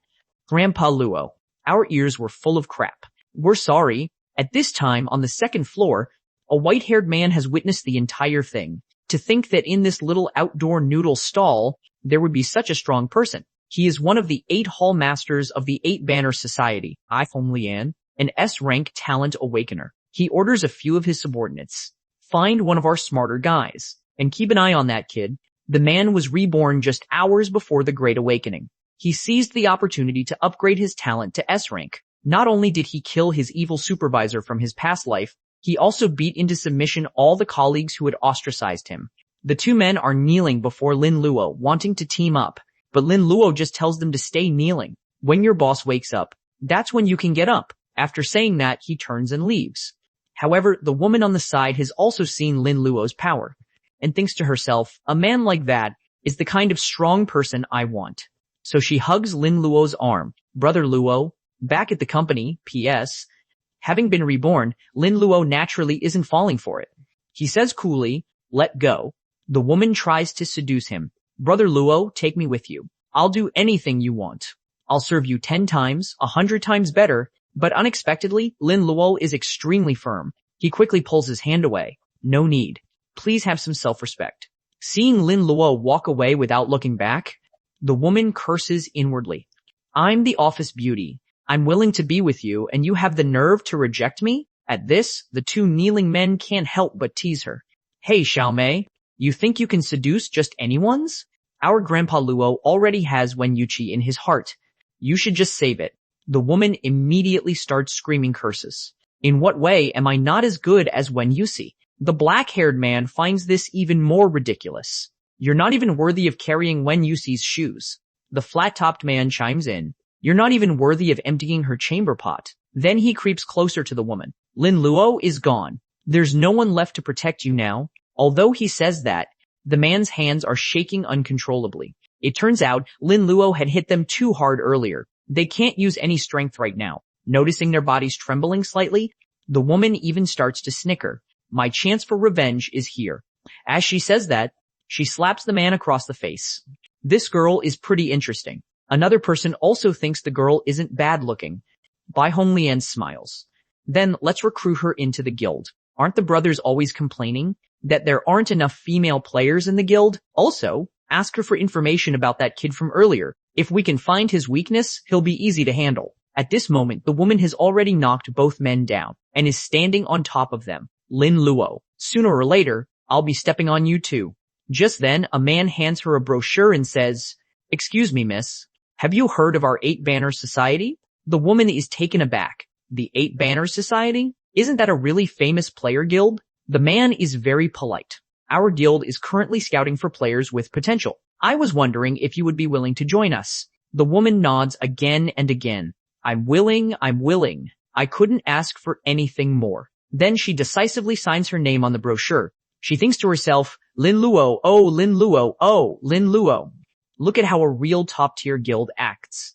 That's the difference between a poor boy and a natural noble. The man takes the opportunity to ask, Ms. Xiaomei, that kid who just left, who is he to you? He seemed pretty rude to me. Xiaomei immediately squeezes out a few tears. Senior, that person's name is Lin Luo. He's my ex-colleague. Did he play with your feelings? The man puts his arm around her. So, does he have any weaknesses? Maybe the guild can help you get your revenge. The woman's eyes turn exceptionally sinister. His weakness is a woman. Her name is Wen Yusi. The man just beat up a few punks in a noodle shop, and he's already caught the attention of the 8 Banners Society. They've even sent someone to tail him. At this point, Lin Luo has already sensed that something is wrong, but he's not sure who they are yet. He plans to find a chance to see who it is. Just then, the man in black gets a phone call. The person on the other end says they found Lin Luo's weak spot. It's a woman named Wen Yuchi, and the hall master wants to bring Lin Luo under his control. That woman is the key to getting a hold of him. So the next step is to investigate this Wen Yuchi woman. The man in black follows Lin Luo into a narrow alley. But just then, Lin Luo suddenly turns around and casually brushes right past him like it's nothing. As Lin Luo walks, he glances over out of the corner of his eye. He thinks to himself, this person looks unfamiliar. I'd definitely never seen him before. At this, the man in black can't help but speed up his pace. He naively thinks that Lin Luo hasn't spotted him yet, that he just happened to want to turn around. But after just a few more steps, he suddenly bumps into a hard, pitch-black suit of armor. Before he can even react, the Black Emperor quickly throws a punch at the man in black. It sends him flying backwards. Clearly, the Black Emperor was controlling its strength. Otherwise, one punch would have been enough to kill him. Then, Lin Luo walks up to him and asks, "Talk, who sent you?" But the man in black still tries to argue. "You got the wrong person. I was just passing by." But Lin Luo isn't an idiot. He knows he's been followed ever since he left the noodle shop. Then, from the man's earring, he realizes, this person is from the 8 Banners Society. But based on the timeline from his past life, the 8 Banners Society shouldn't have appeared before him this early. Lin Luo grabs the man's face and says, "I'll give you one more chance. Tell me your purpose." But the man in black is still stubborn. "Torture? I was just passing by." "You got the wrong guy." Lin Luo pretty much understands. The death-sworn members of the 8 Banners are famously tight-lipped. It seems this guy is one of those so-called death-sworn. Interrogating him further would be a waste of time. So he summons the Master of Wishes and makes a wish that this man in black will honestly confess his reason for following him.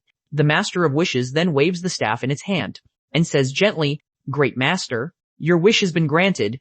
At the same time, the man in black's eyes turn vacant, and he spills everything. "My name is Sun Lang. I'm a death-sworn member under Hall Master Bai Honglian of the 8 Banner Society. We recruited a beautiful female player at the noodle shop. The beautiful player gave us the details on a powerful person. That powerful person's name is Lin Luo. I was ordered by the Hall Master to follow him, and then I was supposed to investigate a woman named Wen Yusi. This Wen Yusi is Lin Luo's weak spot. The Hall Master plans to use her to threaten Lin Luo and make Lin Luo into his own death-sworn member." Hearing this, Lin Luo starts to lose his cool, because in his past life, in the 3rd year after the Cataclysm, Bai Honglian killed Sister Wen. To get revenge for Sister Wen, he went on dangerous adventures everywhere to level up his talent. But it was all too late. He died a horrible death before he could even get strong. It seems, I have to get to Sister Wen before the 8 Banner Society does. and kill that scumbag Bai Honglian first. The man kills the death-sworn member who was following him, and learns from his mouth that the Eight Banner Society is about to make a move on his benefactor. He summons the Master of Wishes. If I wish that the Eight Banner Society won't make a move on Wen Yuqi, how long can you guarantee that for? The Master of Wishes answers truthfully, Master, with my current power, I can only hold it for 24 hours at most. Lin Luo knows he has to successfully complete his class change first. Only then will he be confident enough to kill Bai Honglian. 24 hours is enough, so he doesn't hesitate to have the Master of Wishes use the Book of Wishes. Then he heads towards the second class change secret realm. Soon, Lin Luo finds the secret realm of the Assassin's League, relying on his past life memory. This secret realm isn't suitable for low-level players, so there's no one gathered here at all. He slowly walks in, thinking to himself, last life, my class was warrior. I don't know what I'll encounter this time. I hope everything goes smoothly. After a flash of light and shadow before his eyes, he finds himself in a European-style room. At that moment, an elegant middle-aged man is holding a cup of tea and says slowly, adventurer from afar, I can feel the power within you. Are you ready to explore the secrets of a higher level? Lin Luo thinks to himself, this is clearly the standard NPC dialogue. But he still answers respectfully, I'm ready. Please guide me, mentor. The moment he finishes speaking, the wooden door in front of him suddenly opens. The sound of a howling blizzard immediately rushes in, and the temperature in the room plummets. Lin Luo nods decisively. Yes, my respected mentor. Then, Lin Luo resolutely rushes into the blizzard. He thinks to himself, the quality of this secret realm is indeed much higher than the warrior's second-class change realm. Before he gets very far, he hears the sound of heavy footsteps from behind him. It seems to be some kind of giant creature. Lin Luo quickly glances over and finds a snowman with completely black skin. Its body is extremely burly and strong, at least as tall as a 2-story house. The black snowman smashes a fist straight down. This takes Lin Luo by surprise. As expected of a monster from a second-class change realm, it even knows how to launch a sneak attack. At the same time, the Black Emperor has already appeared in front of Lin Luo and steadily blocks the giant black fist. At this moment, Lin Luo's gaze falls on the black snowman's head. Only then does he realize the snowman's horn is right on top of its head. The snowman then activates its skill, Snowman's Wrath. It lets out a roar, which will attract all nearby black snowmen to come and help. Seeing this idiot howling over there, the Black Emperor immediately smashes an explosive punch into its head, interrupting its spell casting. The black snowman is sent flying over 10 meters away. Finally, it falls weakly to the ground and loses all signs of life. Its black body gradually melts away, leaving only a snowman's horn on the ground. Lin Luo walks over. This is the thing we're looking for. Just as he's about to put the snowman's horn into his inventory, the sound of heavy running echoes from the forest around him. Soon, numerous enormous black snowmen gather around, instantly surrounding Lin Luo.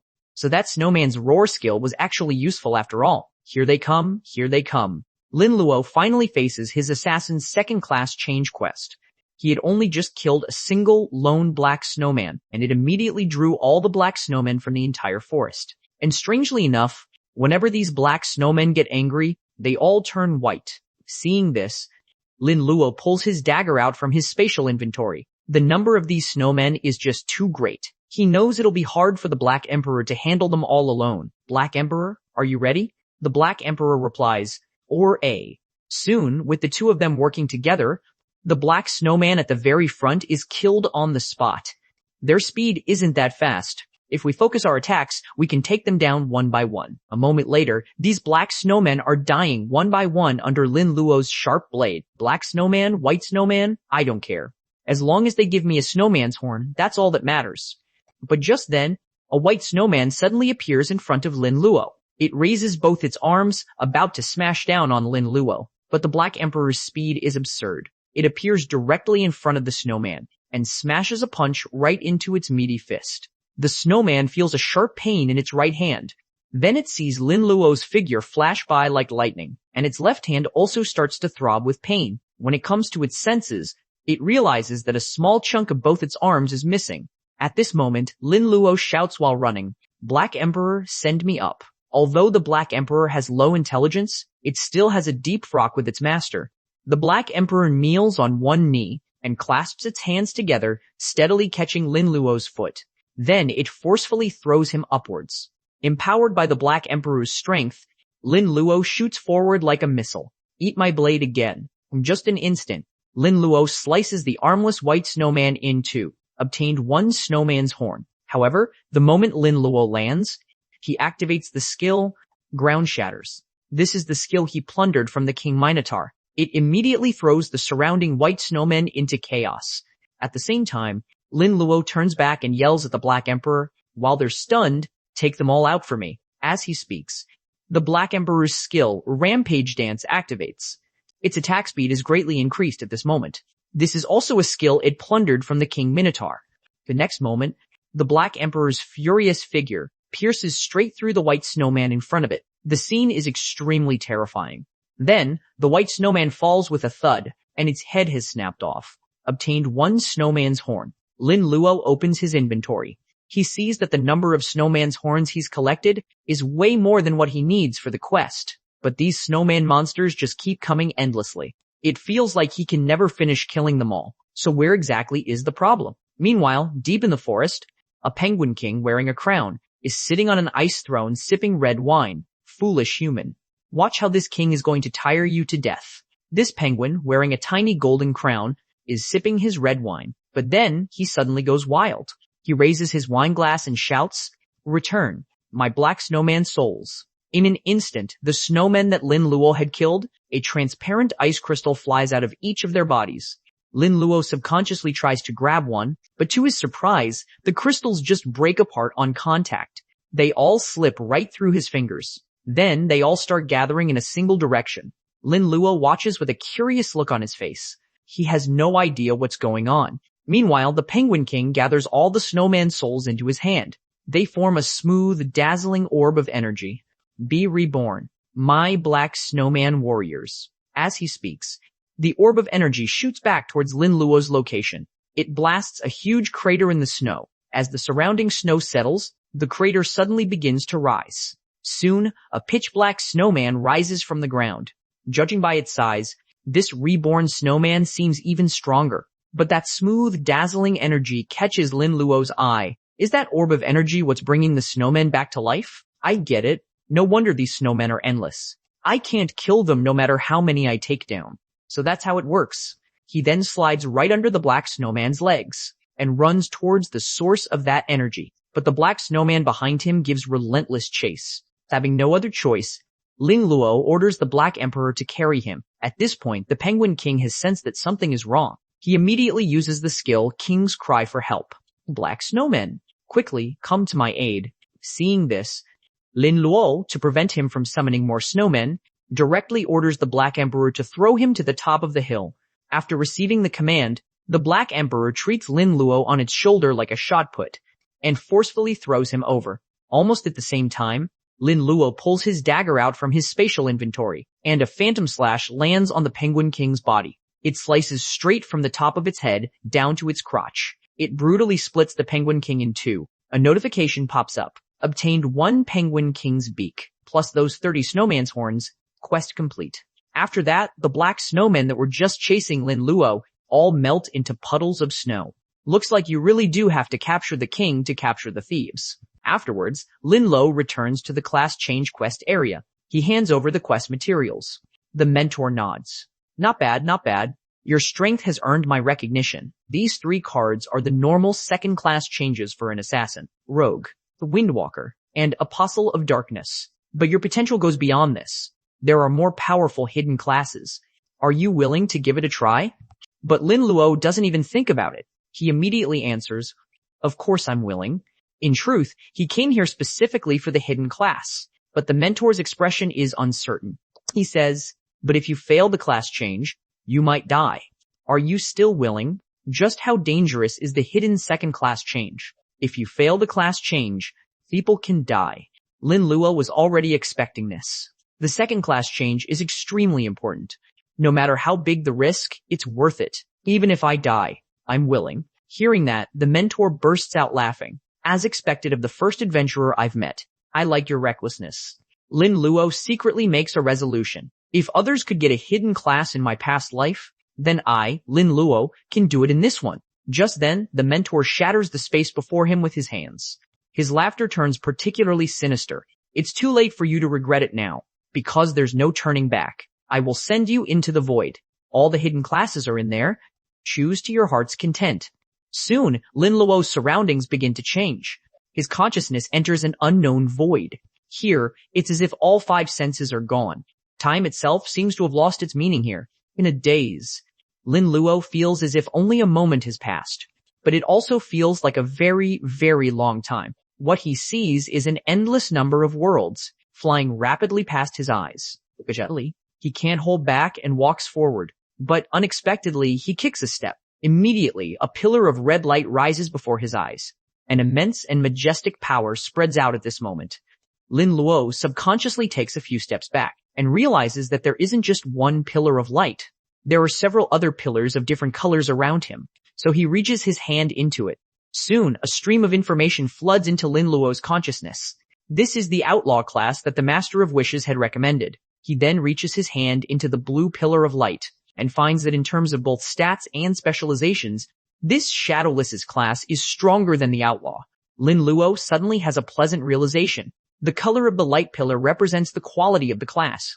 He then looks towards the golden pillar of light behind him. Looking at this pillar of light, it should represent the highest quality hidden class, right? He immediately puts his hand inside. The scene before his eyes suddenly changes.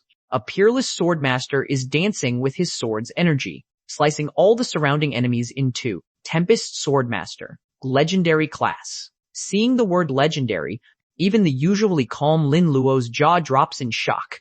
A class of this level is just too rare. I'd never even heard of it in my past life. If I can get a legendary class, then dealing with an evil organization like the 8 Banners, won't that be a piece of cake? Such experts as Y years are fruit to doubt abated. Why did the Master of Wishes hide the legendary class from me? Thinking of this, Lin Luo shouts angrily, Master of Wishes, get your ass out here. The Master of Wishes doesn't dare to delay. It appears, holding its golden book, its voice trembles slightly. Ma Master, I'm here. Lin Luo glares at it. Why did you lie to me? He thinks to himself, this kind of intelligent stand, men, is really hard to trust. This is a stand that can grant its master's wishes. The Master of Wishes. Not only does it have its own consciousness, it even took the liberty of making a choice for its master. When Lin Luo saw among the hidden classes, there was also a legendary class, he thought the Master of Wishes had deceived him. But the Master of Wishes answers sincerely, Great Master, how would I dare to deceive you? It quickly explains its actions. Changing to the outlaw class, based on my comprehensive analysis, was the safest choice. A flash of doubt crosses Lin Luo's eyes. I see, but he's still a bit annoyed. This guy who makes decisions on his own. Seeing Lin Luo's shocked and doubtful expression, the Master of Wishes signals for him to look at the data for changing to the Tempest Swordmaster class. This class's compatibility with your talent is only 1%. The success rate for the class change is even lower. It's only 0.5%. After seeing the data, Lin Luo's face seems to have calmed down quite a bit. Even though I'm not happy about it, that really is too low. The Master of Wishes continues to explain. Master, please look at the data for the Shadowless class. Although it's much higher than the Tempest Swordmaster, the success rate is still only 9%, and the talent compatibility is 22%. It's still a very unsafe bet. Lin Luo glances back at the red pillar of light, Flage, and asks, Tell me, what are the stats for the outlaw class? The Master of Wishes answers truthfully. Please take a look, Master. Talent compatibility, 89%. Class change success rate, 98%. These are the stats for the outlaw. Isn't it the safest choice? Lin Luo nods. Indeed. Your analysis is correct. The outlaw is indeed the most suitable choice. The Master of Wishes says respectfully, Thank you for your understanding, Master. But just as it finishes speaking, Lin Luo's expression suddenly changes. Class, but who told you I wanted the safest option? As soon as he says this, the Master of Wishes freezes on the spot. Only then does it realize that what its master wants is the class with the highest potential returns. At that moment, Lin Luo puts a hand on its shoulder and says seriously, I want you to remember this. From now on, you only need to tell me the pros and cons of each choice. You don't need to make the choice for me. Understand? The Master of Wishes nods. Stood. Master. Then, Lin Luo turns to enter the golden pillar of light. He asks one last question. Actually, I have one more question. The Master of Wishes immediately appears before him. Please ask, Master. Lin Luo asks. The talent compatibility is only 1%. So if the class change is successful, can I obtain 100% of this class's power? The Master of Wishes confirms that he can. As long as the class change is successful, you will possess 100% of its power. Such experts as Y years are fruit to databated. If you fail, first in GR, the best case scenario is still 20 days of mental exhaustion. The worst case scenario is probably, say, seeing the Master of Wishes hesitate, Lin Luo finishes the sentence for it bluntly. The worst outcome is death, right? Honestly, 20 days of mental exhaustion is no different from being dead, because I'll be left completely in the dust by everyone else. But the most critical thing is, see possible, I won't be able to save Sister Wen in the next 24 hours. The Master of Wishes is confused. Since you're well aware of that, Master, then why are you still, before it can finish, it sees Lin Luo gently stroke its cheek. Old Chi, you're smart, but when you were calculating the success rate, did you forget to factor yourself in? The Master of Wishes pauses. What? Myself? At this, Lin Luo's smile gets even wider. Master of Wishes. Yeah, I wish. C.L. Markins Ardeal asked, using I wish that this class change to Tempest Swordmaster will be a guaranteed success. With that, he slowly walks into the golden pillar of light. The Master of Wishes instantly understands. I get it. So Master wasn't just taking a gamble. He had a plan all along. Then, the Master of Wishes waves the staff in its hand. A dazzling light shoots out from the Book of Wishes. My great master, your wish has been granted. At that moment, Lin Luo's success rate for the class change is boosted to 100%. He sits cross-legged on the wooden floor. Waves of golden light wrap continuously around his body. At the same time, the mentor outside the void is completely shocked. This Tempest Swordmaster is a legendary class, rare since ancient times, and he actually dared to choose it. Even the strongest SSS rank talent holders might not be able to succeed with this class change. Now this is going to be interesting. The man has boosted the success rate of changing to a legendary class to 100%. But to successfully receive the ancient inheritance of the Tempest Swordmaster, he must comprehend the true meaning of storm and death. He quickly locks onto the scene of the Tempest Swordmaster. Instantly, countless pieces of information about the Tempest Swordmaster rush into his mind like a tidal wave. Forged by the storm, forged by the sword, forged by the heart. Death is always by my side, but I do not fear death. The will of the sword is in the heart. Listen to the wind's song. The wind is also a sword, and the sword is like the wind. The storm's blade, wills to cut, wills to shatter. Only by facing death directly can one be invincible. This is the only hardcore melee class among assassins. The Tempest Swordmaster. At first, Lin Luo could absorb it with all his might, but as he spent more and more time in the void, his mind inevitably began to weaken. Just then, the Master of Wishes says respectfully, Master, my energy is depleted. I am about to fall into a deep sleep. The rest is up to you. As it finishes speaking, the Master of Wishes figure gradually fades away, leaving Lin Luo alone, meditating in the void. By now, Lin Luo's body is almost at its limit. His brows are furrowed, and blood is even trickling from his nostrils. A moment later, he collapses right there in the void. Not only does time flow differently here, but it also consumes a massive amount of mental and physical energy. At the same time, back in reality, Lin Luo can no longer hold his posture. Seeing this, the mentor doesn't show much emotion, as if everything is happening as it should. Soon, Lin Luo collapses in front of him. The mentor slowly walks over and says flatly, "This is what a failed class change looks like. Don't tell me you got lost in the void and can't get out. You fool. I really thought your stand could help you. I knew it. The Tempest Swordmaster is a legendary class from the ancient East. Its lineage has long been completely lost. How could you possibly succeed just by relying on an S-rank stand? Too young and naive this time." Just then, a global announcement pops up. The world's first second-class change player has been born. The mentor sighs. What a shame. You were just a few seconds off. If you hadn't been so greedy and had chosen a simpler class, then you would have been the world's first. Such a shame. Now someone else has beaten you to it. At that moment, Lin Luo struggles to open his eyes. A sputtering cough escapes from his throat. He then looks up at the mentor. And how do you know? Mime? that this world-first player isn't me? Hearing this, the mentor who was just mocking him has a change of expression. What do you mean? Are you saying you succeeded? The man succeeded in changing to a legendary class with only a 0.5% success rate, the Tempest Swordmaster, but he's being mocked by a condescending NPC. If you had chosen a simple class, maybe you would have been the world's first second-class change player. But Lin Luo just retorts, and how do you know, mime, that this world first isn't me? As soon as he says this, the class change mentor freezes. What do you mean? Are you saying you succeeded? But Lin Luo doesn't pay him any mind. Seeing him full of life, he can't help but let his imagination run wild. Did you succeed by using some kind of potion? But Lin Luo remains cool and aloof. He just flashes a meaningful smile. The mentor gets even more anxious. This clearly isn't the state of a failed class change. Answer me. How on earth did you succeed? By now, Lin Luo can't be bothered with him. He says flatly, Mentor, aren't you worried about getting burned down there? The mentor glances at the ground. Only then does he realize that in his haste to ask questions, the cigarette butt he carelessly threw on the ground has started a fire. Lin Luo takes the opportunity to turn and leave.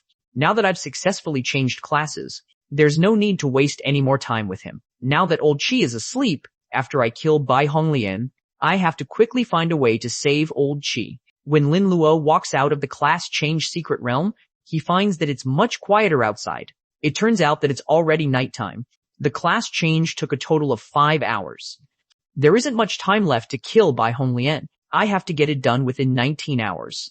He opens the 4 unread messages on his phone. Brother Luo, thank you for beating up Zhang Wei and the others for me. I'd like to treat you to a meal to show my gratitude. Tomorrow at noon, at the address below, you have to come. After reading the messages, Lin Luo smirks. Tu Qin Xiaomei, you think you're really that kind? You're setting this up for the 8-Banner Society, aren't you? But this is like them delivering themselves to my door, but waiting until noon tomorrow is too long, and I need to choose a location that's suitable for a fight. Meanwhile, Qin Xiaomei is straddling Bai Honglian. Hold master, you're the strongest man I've ever met. There's finally a light in my life. Just then, Bai Honglian's phone suddenly receives 3 unread messages. He opens it and sees, it's Lin Luo. He replied, but Qin Xiaomei tries to stop him. Hold master, don't worry about that. Let's continue. Bai Honglian says, he changed the meeting time and place. Tonight at 10,030, he wants me to go to the east suburb beach. Get yourself ready quickly. We're leaving now. With that, he puts on his jacket and heads for the door. No matter how much Qin Xiaomei tries to act cute, he doesn't react at all. Qin Xiaomei curses inwardly. Damn you, Lin Luo. All you do is ruin my fun. At the same time, over by the mysterious monolith, a yellow-haired man asks, Teacher, what do you think this beast-tide disaster will be? The teacher replies, since the monolith could give a warning, it must be a huge disaster. Go. Inform the other countries. Tell them to prepare early. The yellow-haired man immediately nods. Yes, teacher. Soon, Lin Luo receives the curfew notice. He remembers the first curfew announcement from his past life. It was because of the beast-tide disaster. But this time, why is it a full 5 days earlier? A mysterious stone monolith suddenly fell from the sky, and it even predicted that a beast-tide disaster would occur in 24 hours. So, after discussion, the leaders of the 5 major powers issued a curfew. All outdoor activities are to cease. The end time of the curfew has not yet been determined. And the reborn Lin Luo remembers that the first wave of the beast tide in his past life was an insect swarm. The monsters were mostly below level 20. That insect swarm was an opportunity for the awakened, because killing the insect race gives 4x experience points. Some of the major guilds rose to prominence during the insect swarm. But for ordinary people, that insect swarm was deadly enough, because it lasted for a full 15 days. Those who protected me in my past life, I couldn't protect a single one of them. Instead, I just kept holding them back. In this life, I will use my plunder talent to its absolute limit. Kill all evil, and use all my strength to protect them. Although I lost my parents when I was very young, I was lucky enough to meet Sister Wen. She taught me so many things. Maybe because of their protection. My life was so muddled. Back then, my brother did steal from the Wen family. But after the Wen family understood our situation, not only did they not hold a grudge, even after I was sent to the orphanage, they always cared about my well-being. All these years, all the important moments in my life, Sister Wen has always been there. Such experts as Y years are fruit to databated. When Sister Wen needed me the most, I wasn't there for her. Bai Honglian, who, in this life, I'm definitely going to kill you first. Meanwhile, Bai Honglian is heading to the meeting with Qin Xiaomei. Just then, his phone suddenly rings. He answers, and the serious voice of an old man comes through. Kong Zhe. Bai Honglian answers respectfully, "Yes, my lord." Actually, Bai Honglian is just his Chinese alias. He's actually from Sakura country. The Eight Banner Society is a restorationist group from Sakura country. Qin Xiaomei, sitting in the passenger seat, is shocked. She thinks to herself, a powerful man like the Hallmaster actually has someone he's afraid of. The old man on the phone continues. The engagement ceremony for Princess Jiazi and Lord Miyamoto will be held next month. You should prepare for it. Bai Honglian looks stunned. Yes, Sim is not Asian can be to the spires on the wall of the action.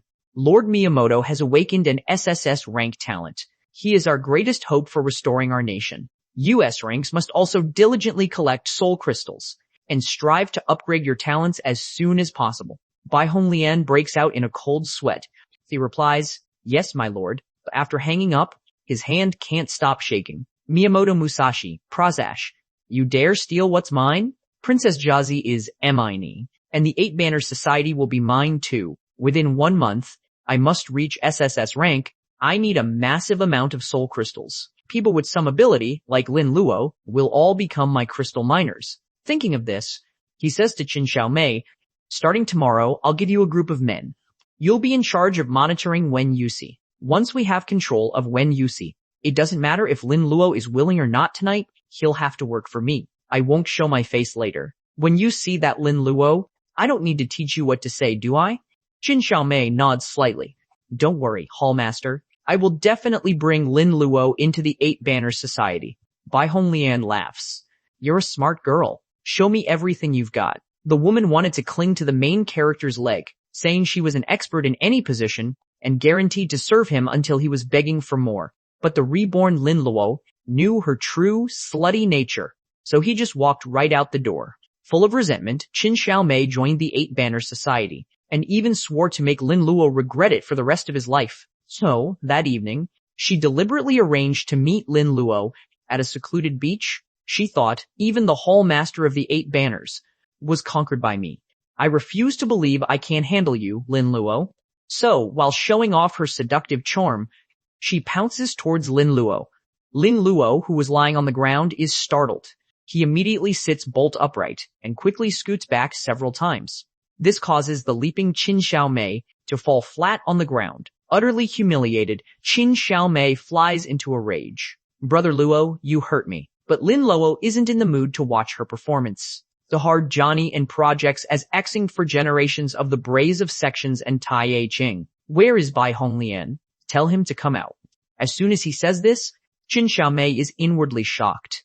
How does this Lin Luo know the Hallmaster's name? She then puts on an innocent look. Brother Luo, what are you talking about? I only asked you out because I missed you. Lin Luo's face is expressionless. He leans in close to her and asks sharply, I said Bai Honglian, the Hallmaster of your Eight Banner Society. Qin Xiaomei doesn't dare to look him in the eye. She continues to lie.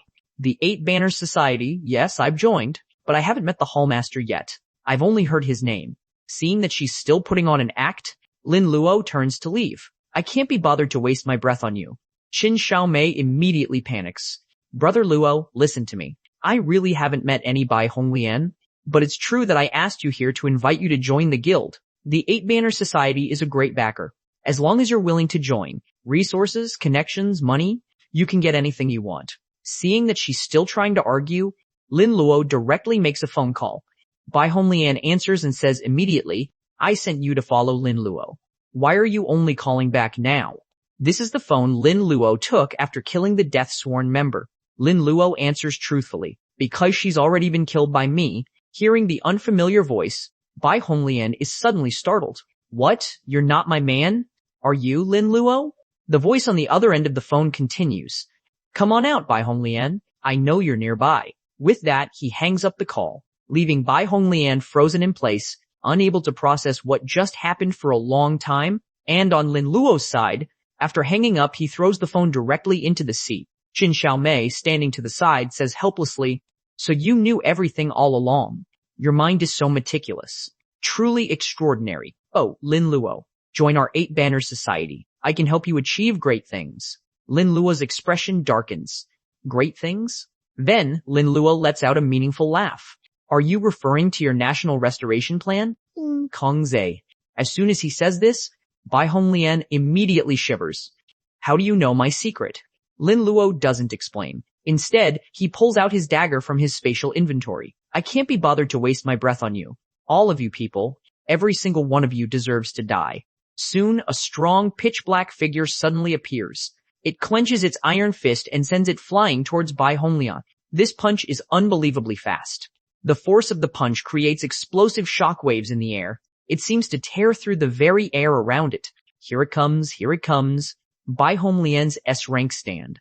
Greyleaf Princess finally makes her debut. Just a moment ago, Lin Luo had exposed Bai Honglian's true identity and ordered the Black Emperor to kill him. At the very last second, Bai Honglian's S-rank stand, Greyleaf Princess, blocks all the attacks with her umbrella. He quickly takes a few steps back. "Fours, damn it. Greyleaf Princess, fall back. Don't take it head on." Hearing the command, Greyleaf Princess immediately does a backflip, dodging the Black Emperor's furious punches. But the Black Emperor follows closely behind, continuously launching fierce attacks from all angles. But unfortunately, they all hit the umbrella and don't land on the target. Lin Luo is shocked. His stand can actually keep up with the Black Emperor's speed, and its defense is ridiculously high. Even several of the Black Emperor's critical hits didn't cause any real damage. Thinking of this, he signals the Black Emperor to back off, and then says, "Not a bad stand. But if the master dies, even the strongest stand is meaningless." Bai Honglian suddenly becomes arrogant.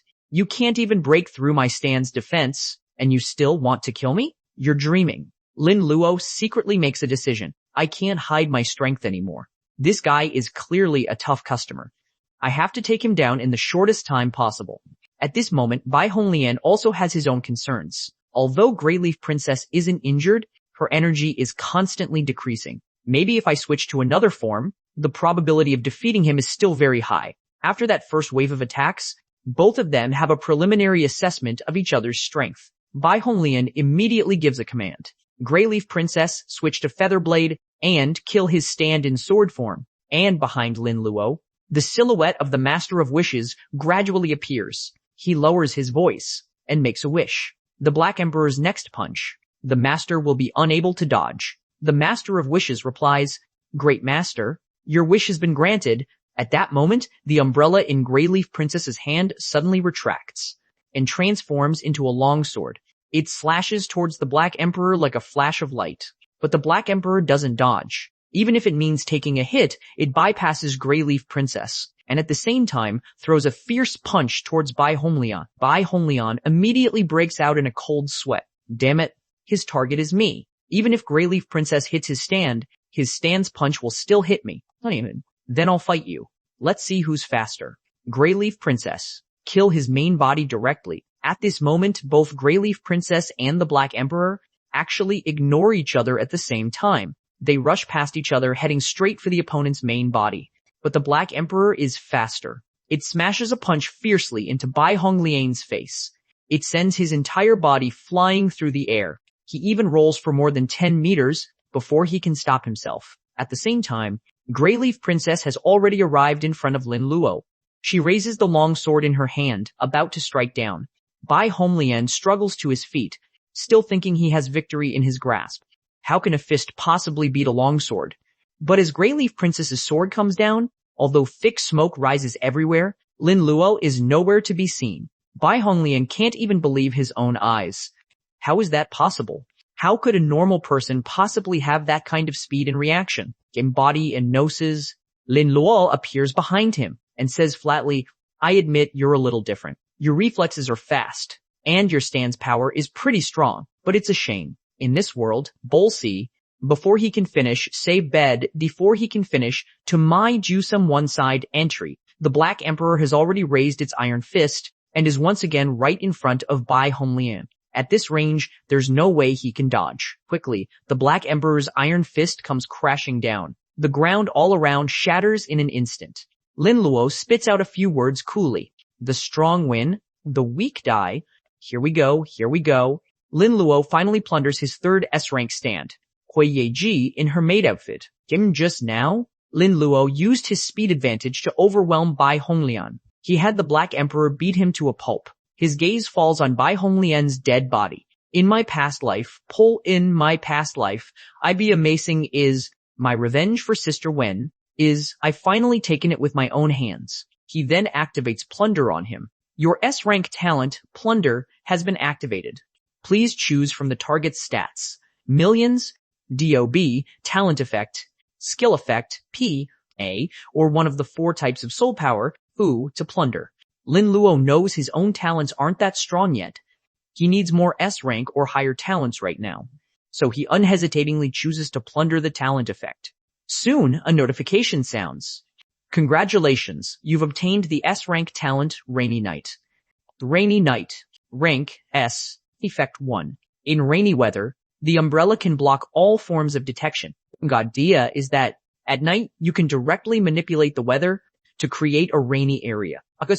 You work and make misks. During a rainy night, Huiyeji's attack speed is increased by 20%. Soon, the figure of a young girl in a maid outfit appears before him. Her appearance is clearly different from the one Bai Honglian summoned, but she's just as beautiful. Her delicate, pretty face has a look of reverence. She stares at Lin Luo and calls out, Master. Lin Luo doesn't respond. Instead, he sinks into thought. When the Rainy Night talent is paired with the Huiyeji stand, not only is her defense high, prost true, her attack power is strong, and even her attack speed far surpasses the Black Emperor. She's a true all-rounder, perfect on offense and defense. If the Master of Wishes hadn't recovered a tiny bit of energy, the Black Emperor's first punch probably wouldn't have gone so smoothly. Her intelligence has already reached 30. She can fight on her own. I don't need to control and command her. After a moment of thought, Lin Luo says, Then let's work well together from now on. Huiyeji bows respectfully. Don't worry, Master. I will protect you with all my might. In body and noses, wisps of cyan gas suddenly float up from Bai Honglian's body. Lin Luo immediately recalls. There's a certain probability of getting an item drop from someone you kill. Life. So, did he drop some gear this time? He reaches out and catches the wisp of gas. A wheel immediately appears in his palm. This is, Produgy and Treating Withers, and pretty entire scenes are going to a DT data sensors. A single draw ticket for the Wheel of Fate. He laid, now I have enough for 2 10 pulls. Thinking of this, he subconsciously calls out for the Master of Wishes. But it doesn't appear for a long time. It's clear that the previous wish consumed too much energy. Its energy is severely depleted, so it can't be summoned. However, in the sanctuary in the wood's secret realm in the city square, there's a rare item that can restore energy. At this, Huiyeji, holding her umbrella, asks, Master, are we going to the secret realm now? Lin Luo shakes his head. No, I have somewhere more important to go. Meanwhile, a woman is anxiously biting her thumb because the call she's making won't go through. She suddenly has a very bad feeling. What happened? Fudo-san? No, bore. I've never not been able to get through to Hongi's phone. Just then, a maid walks in and says respectfully, Princess Jiazi, it's time for your meeting with Lord Musashi arranged by the elders. Hearing this, Princess Jiazi's expression darkens. Those damn old men. For the sake of restoring the nation, they want to force me to marry Musashi of the 8 Banners. If only I hadn't come back then, stranded in Huaxia with Honggech. The year I spent under his guidance was the happiest year of my life. If Hongjae were here, he would definitely be willing to help me escape. She places all her hope in Bai Honglian, repeatedly dialing the same number. But all she gets is a, the number you have dialed cannot be reached response. She is just an S-rank stand with an intelligence of only 30, but she understands the human world of love. She even asks who her master's girlfriend is.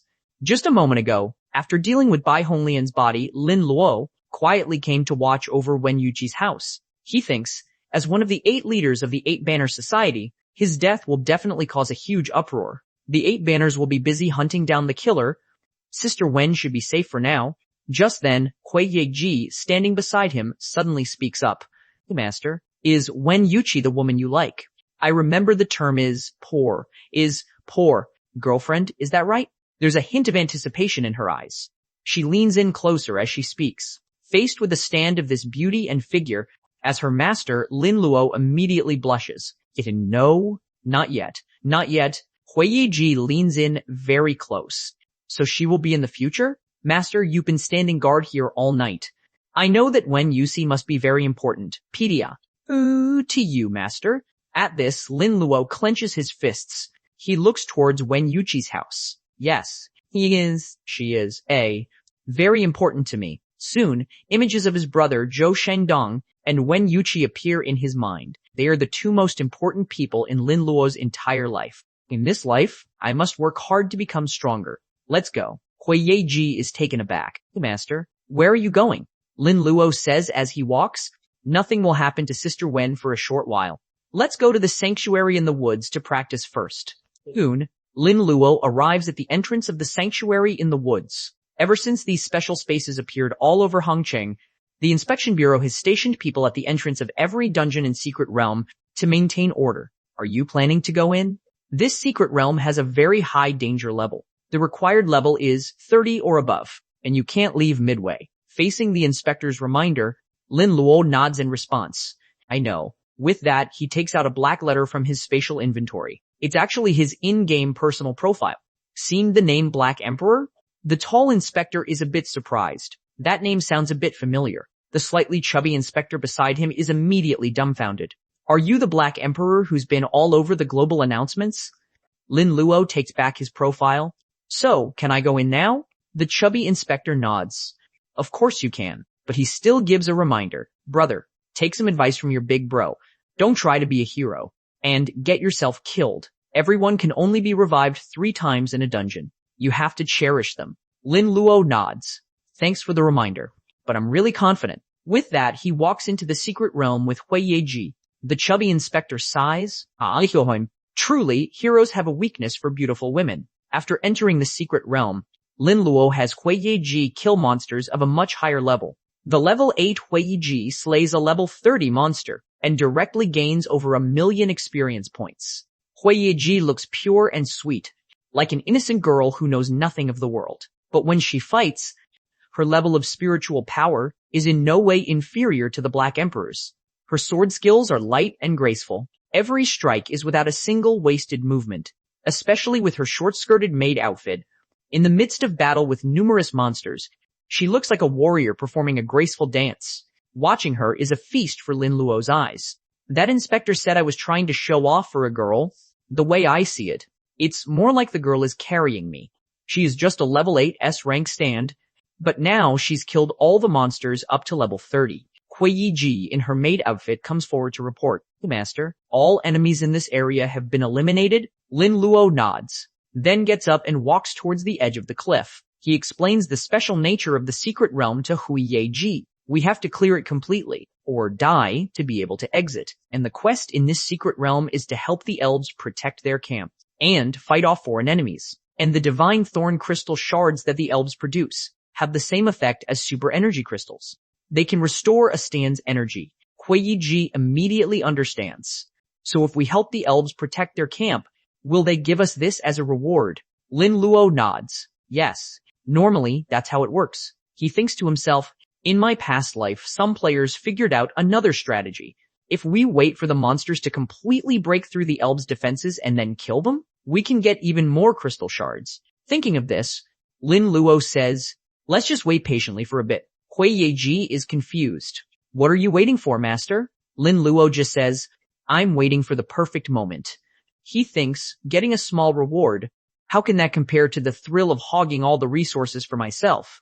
After about 2 or 3 hours, the elven camp is finally breached under the enemy's relentless assault. The remaining elves shout in panic. Everyone, retreat!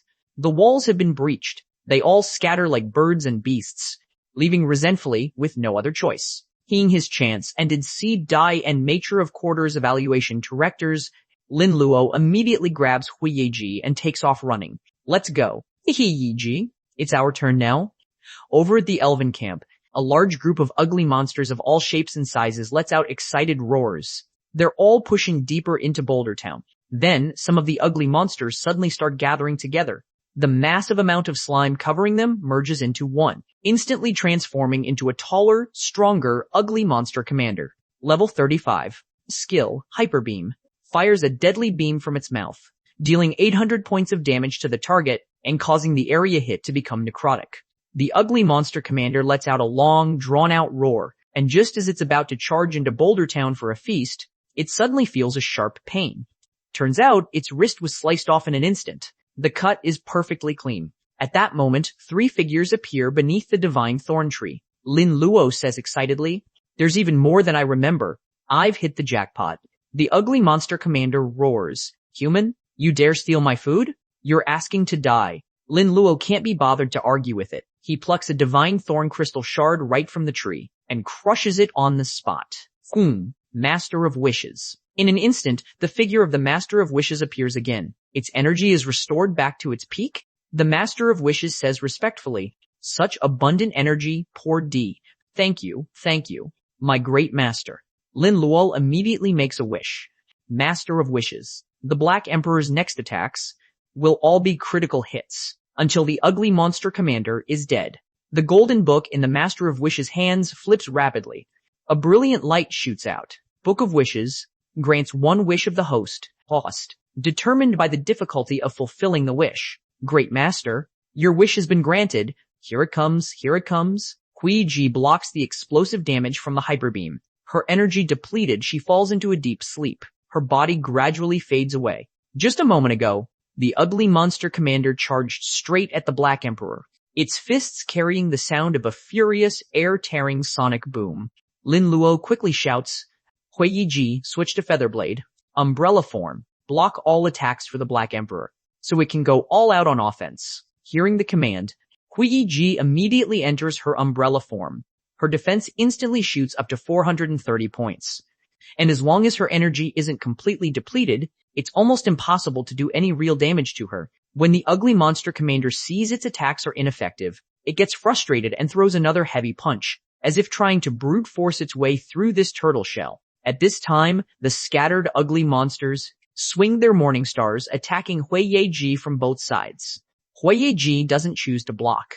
She retracts the black umbrella in her hand and dodges the incoming morning stars with a few leaps. Then, with perfect coordination, she launches a counterattack with the Black Emperor. They attack the ugly monster commander from the left and right simultaneously. Your stand, Hui Ji, has dealt 200 points of true damage to the ugly monster commander. Your stand, the Black Emperor, has dealt 370 points of critical damage to the ugly monster commander. Plunder activated successfully. Successfully plundered 27,900 health points. The ugly monster commander is getting pummeled by the 2 stands, and the Black Emperor has permanently stolen its health points. It summons its Morning Star and angrily throws it at the 2. After temporarily forcing them back, the ugly monster commander's body suddenly begins to slowly sink. Then it lets out a long howl towards the sky. Instantly, countless steel spikes are sucked into its stomach, and immense power stirs restlessly within its body. Lin Luo is shocked. Based on my past life's memory, this windup is definitely for Hyper Beam. Hui Ji, defend with all your might. Soon, the ugly monster commander shoots a terrifyingly powerful green beam from its mouth. And at that moment, Hui Ji opens her umbrella, blocking in front of the Black Emperor. She defends against the attack with all her might. As the thick smoke clears, a perfectly intact black umbrella can be seen. But Hui Ji's energy is almost completely gone. It's not enough to sustain her any longer. Her form begins to gradually dissipate. Lin Luo, standing behind, can't help but feel a bit ashamed. Hui Ji has high burst damage and defense, but unfortunately her energy drains too quickly. But this hyper beam is really something. Even the Black Emperor's energy is showing signs of depletion. He then crushes another crystal shard from the divine thorn fruit tree. Black Emperor, while its ultimate is on cooldown, give it everything you've got. At this moment, the Black Emperor feels completely refreshed. The energy that was about to run out is instantly restored to full. It then throws punch after punch at the ugly monster commander. Plunder activated successfully. Successfully plundered 30% of the power of the skill Hyper Beam. Plunder activated successfully. Successfully plundered 150 points of attack power. Plunder activated successfully. Successfully plundered 36 points of agility. After having so many of its stats and skills stolen, the ugly monster commander's body finally can't take it anymore and is smashed to pieces by the Black Emperor. Congratulations, player, on killing the ugly monster commander. gained 9.5 million experience points. Killing a higher level monster, plus 400% EXP. Wish, battle hardened effect. EXP from monster kill, plus 200%. Lin Luo opens his skill panel. He thinks, with this much experience, can I activate the third class skill, Myriad Swords Return to the Origin? After successfully learning the skill, wisps of golden light wrap around his body. By now, Lin Luo's agility has completely surpassed his 2 stands. However, just then, the slime from the ugly monster commander's scattered body begins to slowly move. It then transforms into numerous gaping maws and lunges towards Lin Luo. If you had to choose one of these 3 stands to increase its intelligence, who would you choose? Just a moment ago, the slime from the ugly monster commander's scattered body had transformed into numerous gaping maws and lunged at Lin Luo. But Lin Luo, having just learned a new skill, just smiles coolly. He then summons swift wind blades from the void. In just 1 second, he summons 16 of them, and there's no cooldown whatsoever. With a casual wave of his hand, the 16 wind blades seem to receive a command, and all shoot towards the slime at the same time. After the battle is over, Lin Luo clasps his hands and retracts the blades. Now that my attack power has increased, my own combat ability is no less than my stands. It feels great, Fleems, but 1 second of showing off, people, drains my entire mana bar. No choice but to drink a potion after running out of mana. But there aren't enough potions in my bag for me to drink like this. But I remember from the first mage class change, there are 2 skills, mana recovery and mana absorption. One speeds up mana recovery, and the other can absorb mana from monsters. When I have time, I definitely have to go plunder a few of those skills. I don't want such an awesome skill to just be a last resort ultimate that I can only use in critical moments. His gaze then falls upon the Divine Thorn Stone Tree. Hey now, let's see how many more Divine Thorn Crystal Shards I can get. He then summons another Wind Blade from the void. Oh, save mana. To save mana, I can only use the blades one by one. Soon, the Wind Blade explodes upon contact with the Divine Thorn Stone Tree. In the palm of Lin Luo's hand, he's surprised to find over 100 shards left. This is equivalent to 5 SSS rank super energy crystals.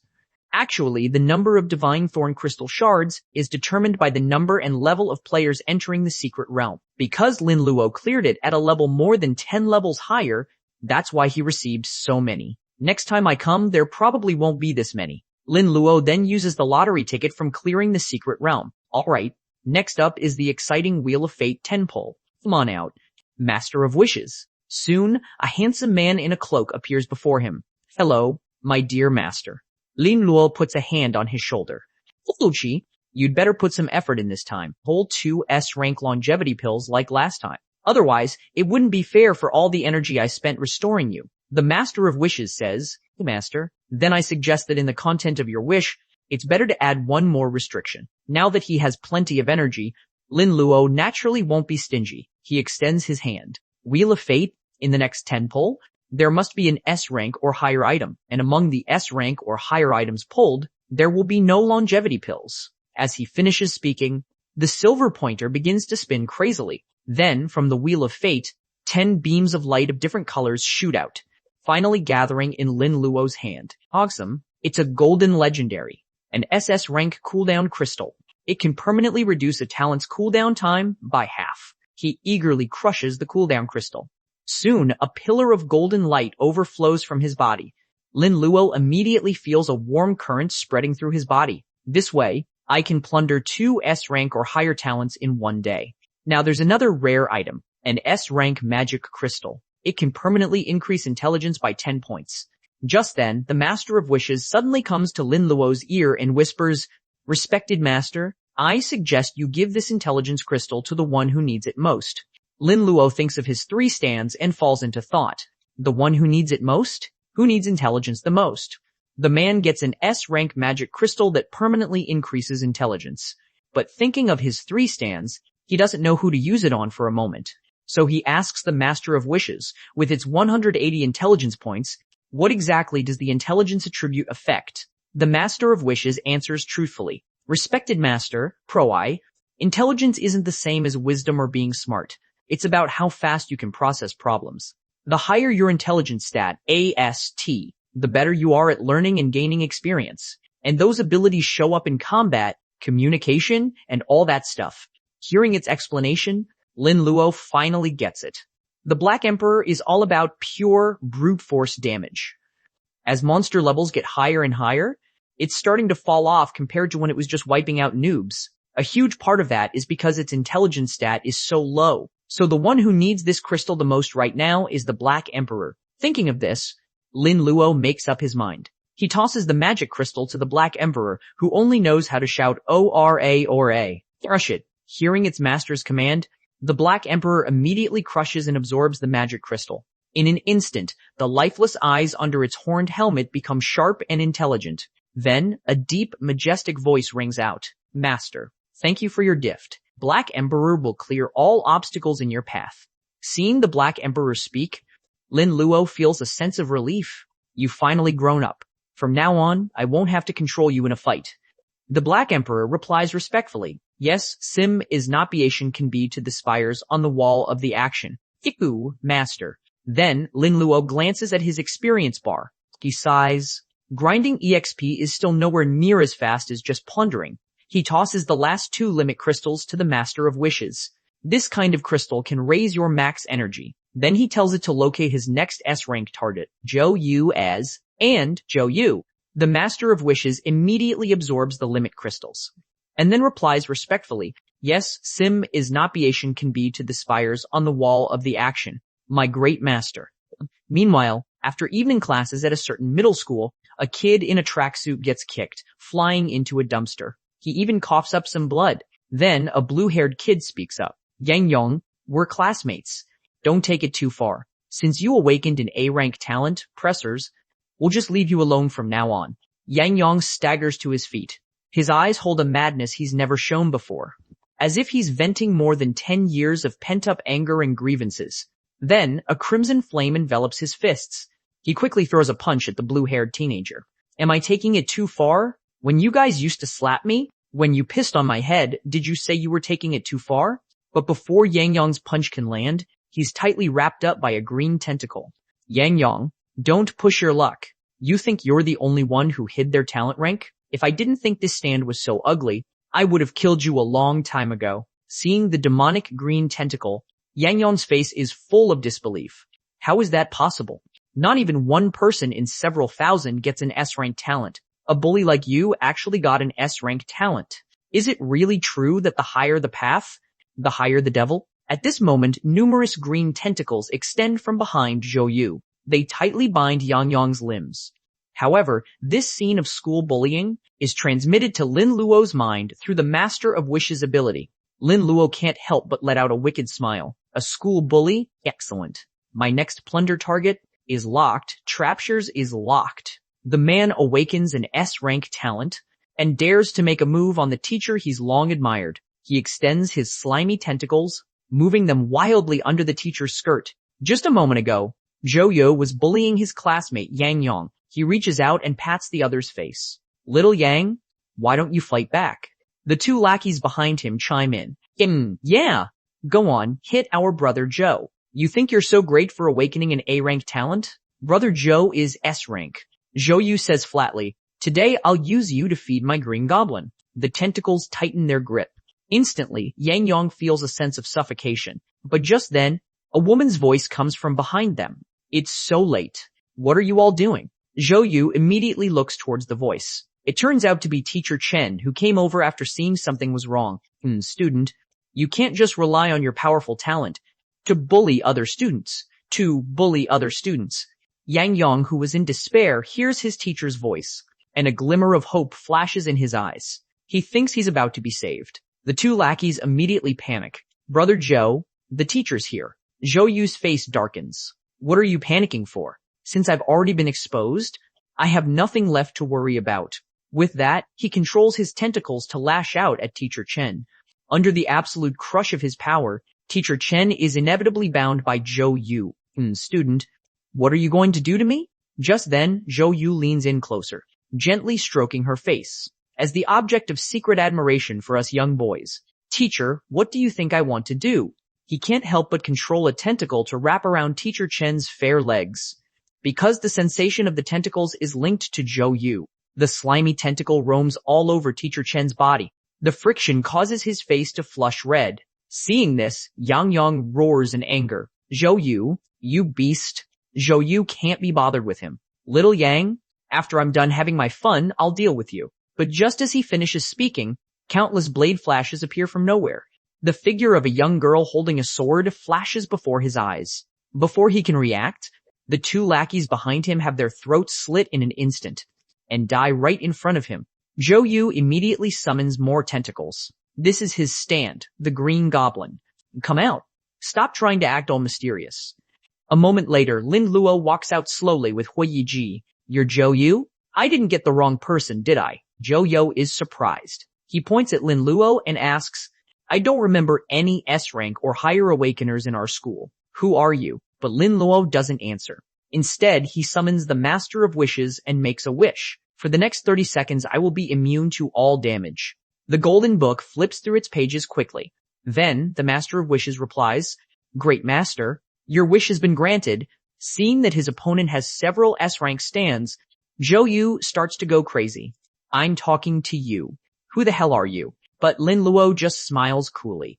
It doesn't matter who I am. I'll give you 3 seconds to think of your last words. The man awakens an S-rank talent and dares to directly insult his teacher. He extends his slimy tentacles, moving them wildly under her skirt. Luckily, the main character, Lin Luo, arrives on the scene just in time and declares he'll give him 3 seconds to think of his last words. Zhou Yu immediately flies into a rage. You think you're so tough, huh? Who doesn't have a stand? I'll give you 3 seconds too. Otherwise, I'll take care of you too. A smile plays on Lin Luo's lips. So those are your last words. Black Emperor. Do it. Then, a pitch-black figure appears beside Lin Luo. It immediately startles Zhou Yu. This is the 3rd stand he's seen on the same person. How do you have another stand? The Black Emperor charges forward, shouting ORA ORA. In an instant, countless phantom punches cover the area, mercilessly striking the green tentacles. But gradually, the Black Emperor's fists get stuck firmly to the green tentacles. As more and more tentacles follow, the Black Emperor's entire body is entangled. It's lost its ability to move. Zhou Yu's face immediately lights up with joy. So what if you have a lot of stands? Not a single one of them can fight. Green Goblin. Devour him? But Lin Luo just smiles coolly. Yiji. Featherblade. Sword form. At that moment, a young girl in a maid outfit dashes out from the shadows. With one slash, she cuts the tentacles binding the Black Emperor. Hui Yiji's pretty face is filled with a cold expression. In an instant, countless flashes of her blade bloom once more. She smoothly cuts off all the Green Goblin's remaining tentacles. As if cutting through nothing, they're chopped into pieces. They fall to the ground, writhing. Zhou Yu's arrogant demeanor is instantly extinguished. He scrambles on the ground, trying to explain. Hey, I'm a victim too. Yang Yang was bullying my friend. I was just trying to protect my friend. I was serving justice. Yang Yang on the side immediately refutes him. Zhou Yu, don't talk nonsense. Just now, you were even trying to defile our teacher. At this, Lin Luo slowly walks forward. Stop struggling. A loser like you. As soon as you get a little power, you do evil things. Instead of wasting precious resources in the future, it's more valuable for you to die at my hands now. Seeing Lin Luo's murderous intent, Zhou Yu quickly kneels before the teacher. Huunk, Teacher Chen, you have to save me. I'm supposed to be recommended to a top university. Before he can finish speaking, the cold-faced girl appears behind him and swings her sword. Zhou Yu's body suddenly goes limp, and then he collapses into a pool of blood. Blood spurts continuously from his neck. Teacher Chen screams in terror. Lin Luo slowly walks over, planted problems, and says he wouldn't even spare his teacher. What I hate most is this kind of scum who does evil as soon as they get power. Death is too good for him. Then, towards the dead Zhou Yu, he activates the skill Plunder.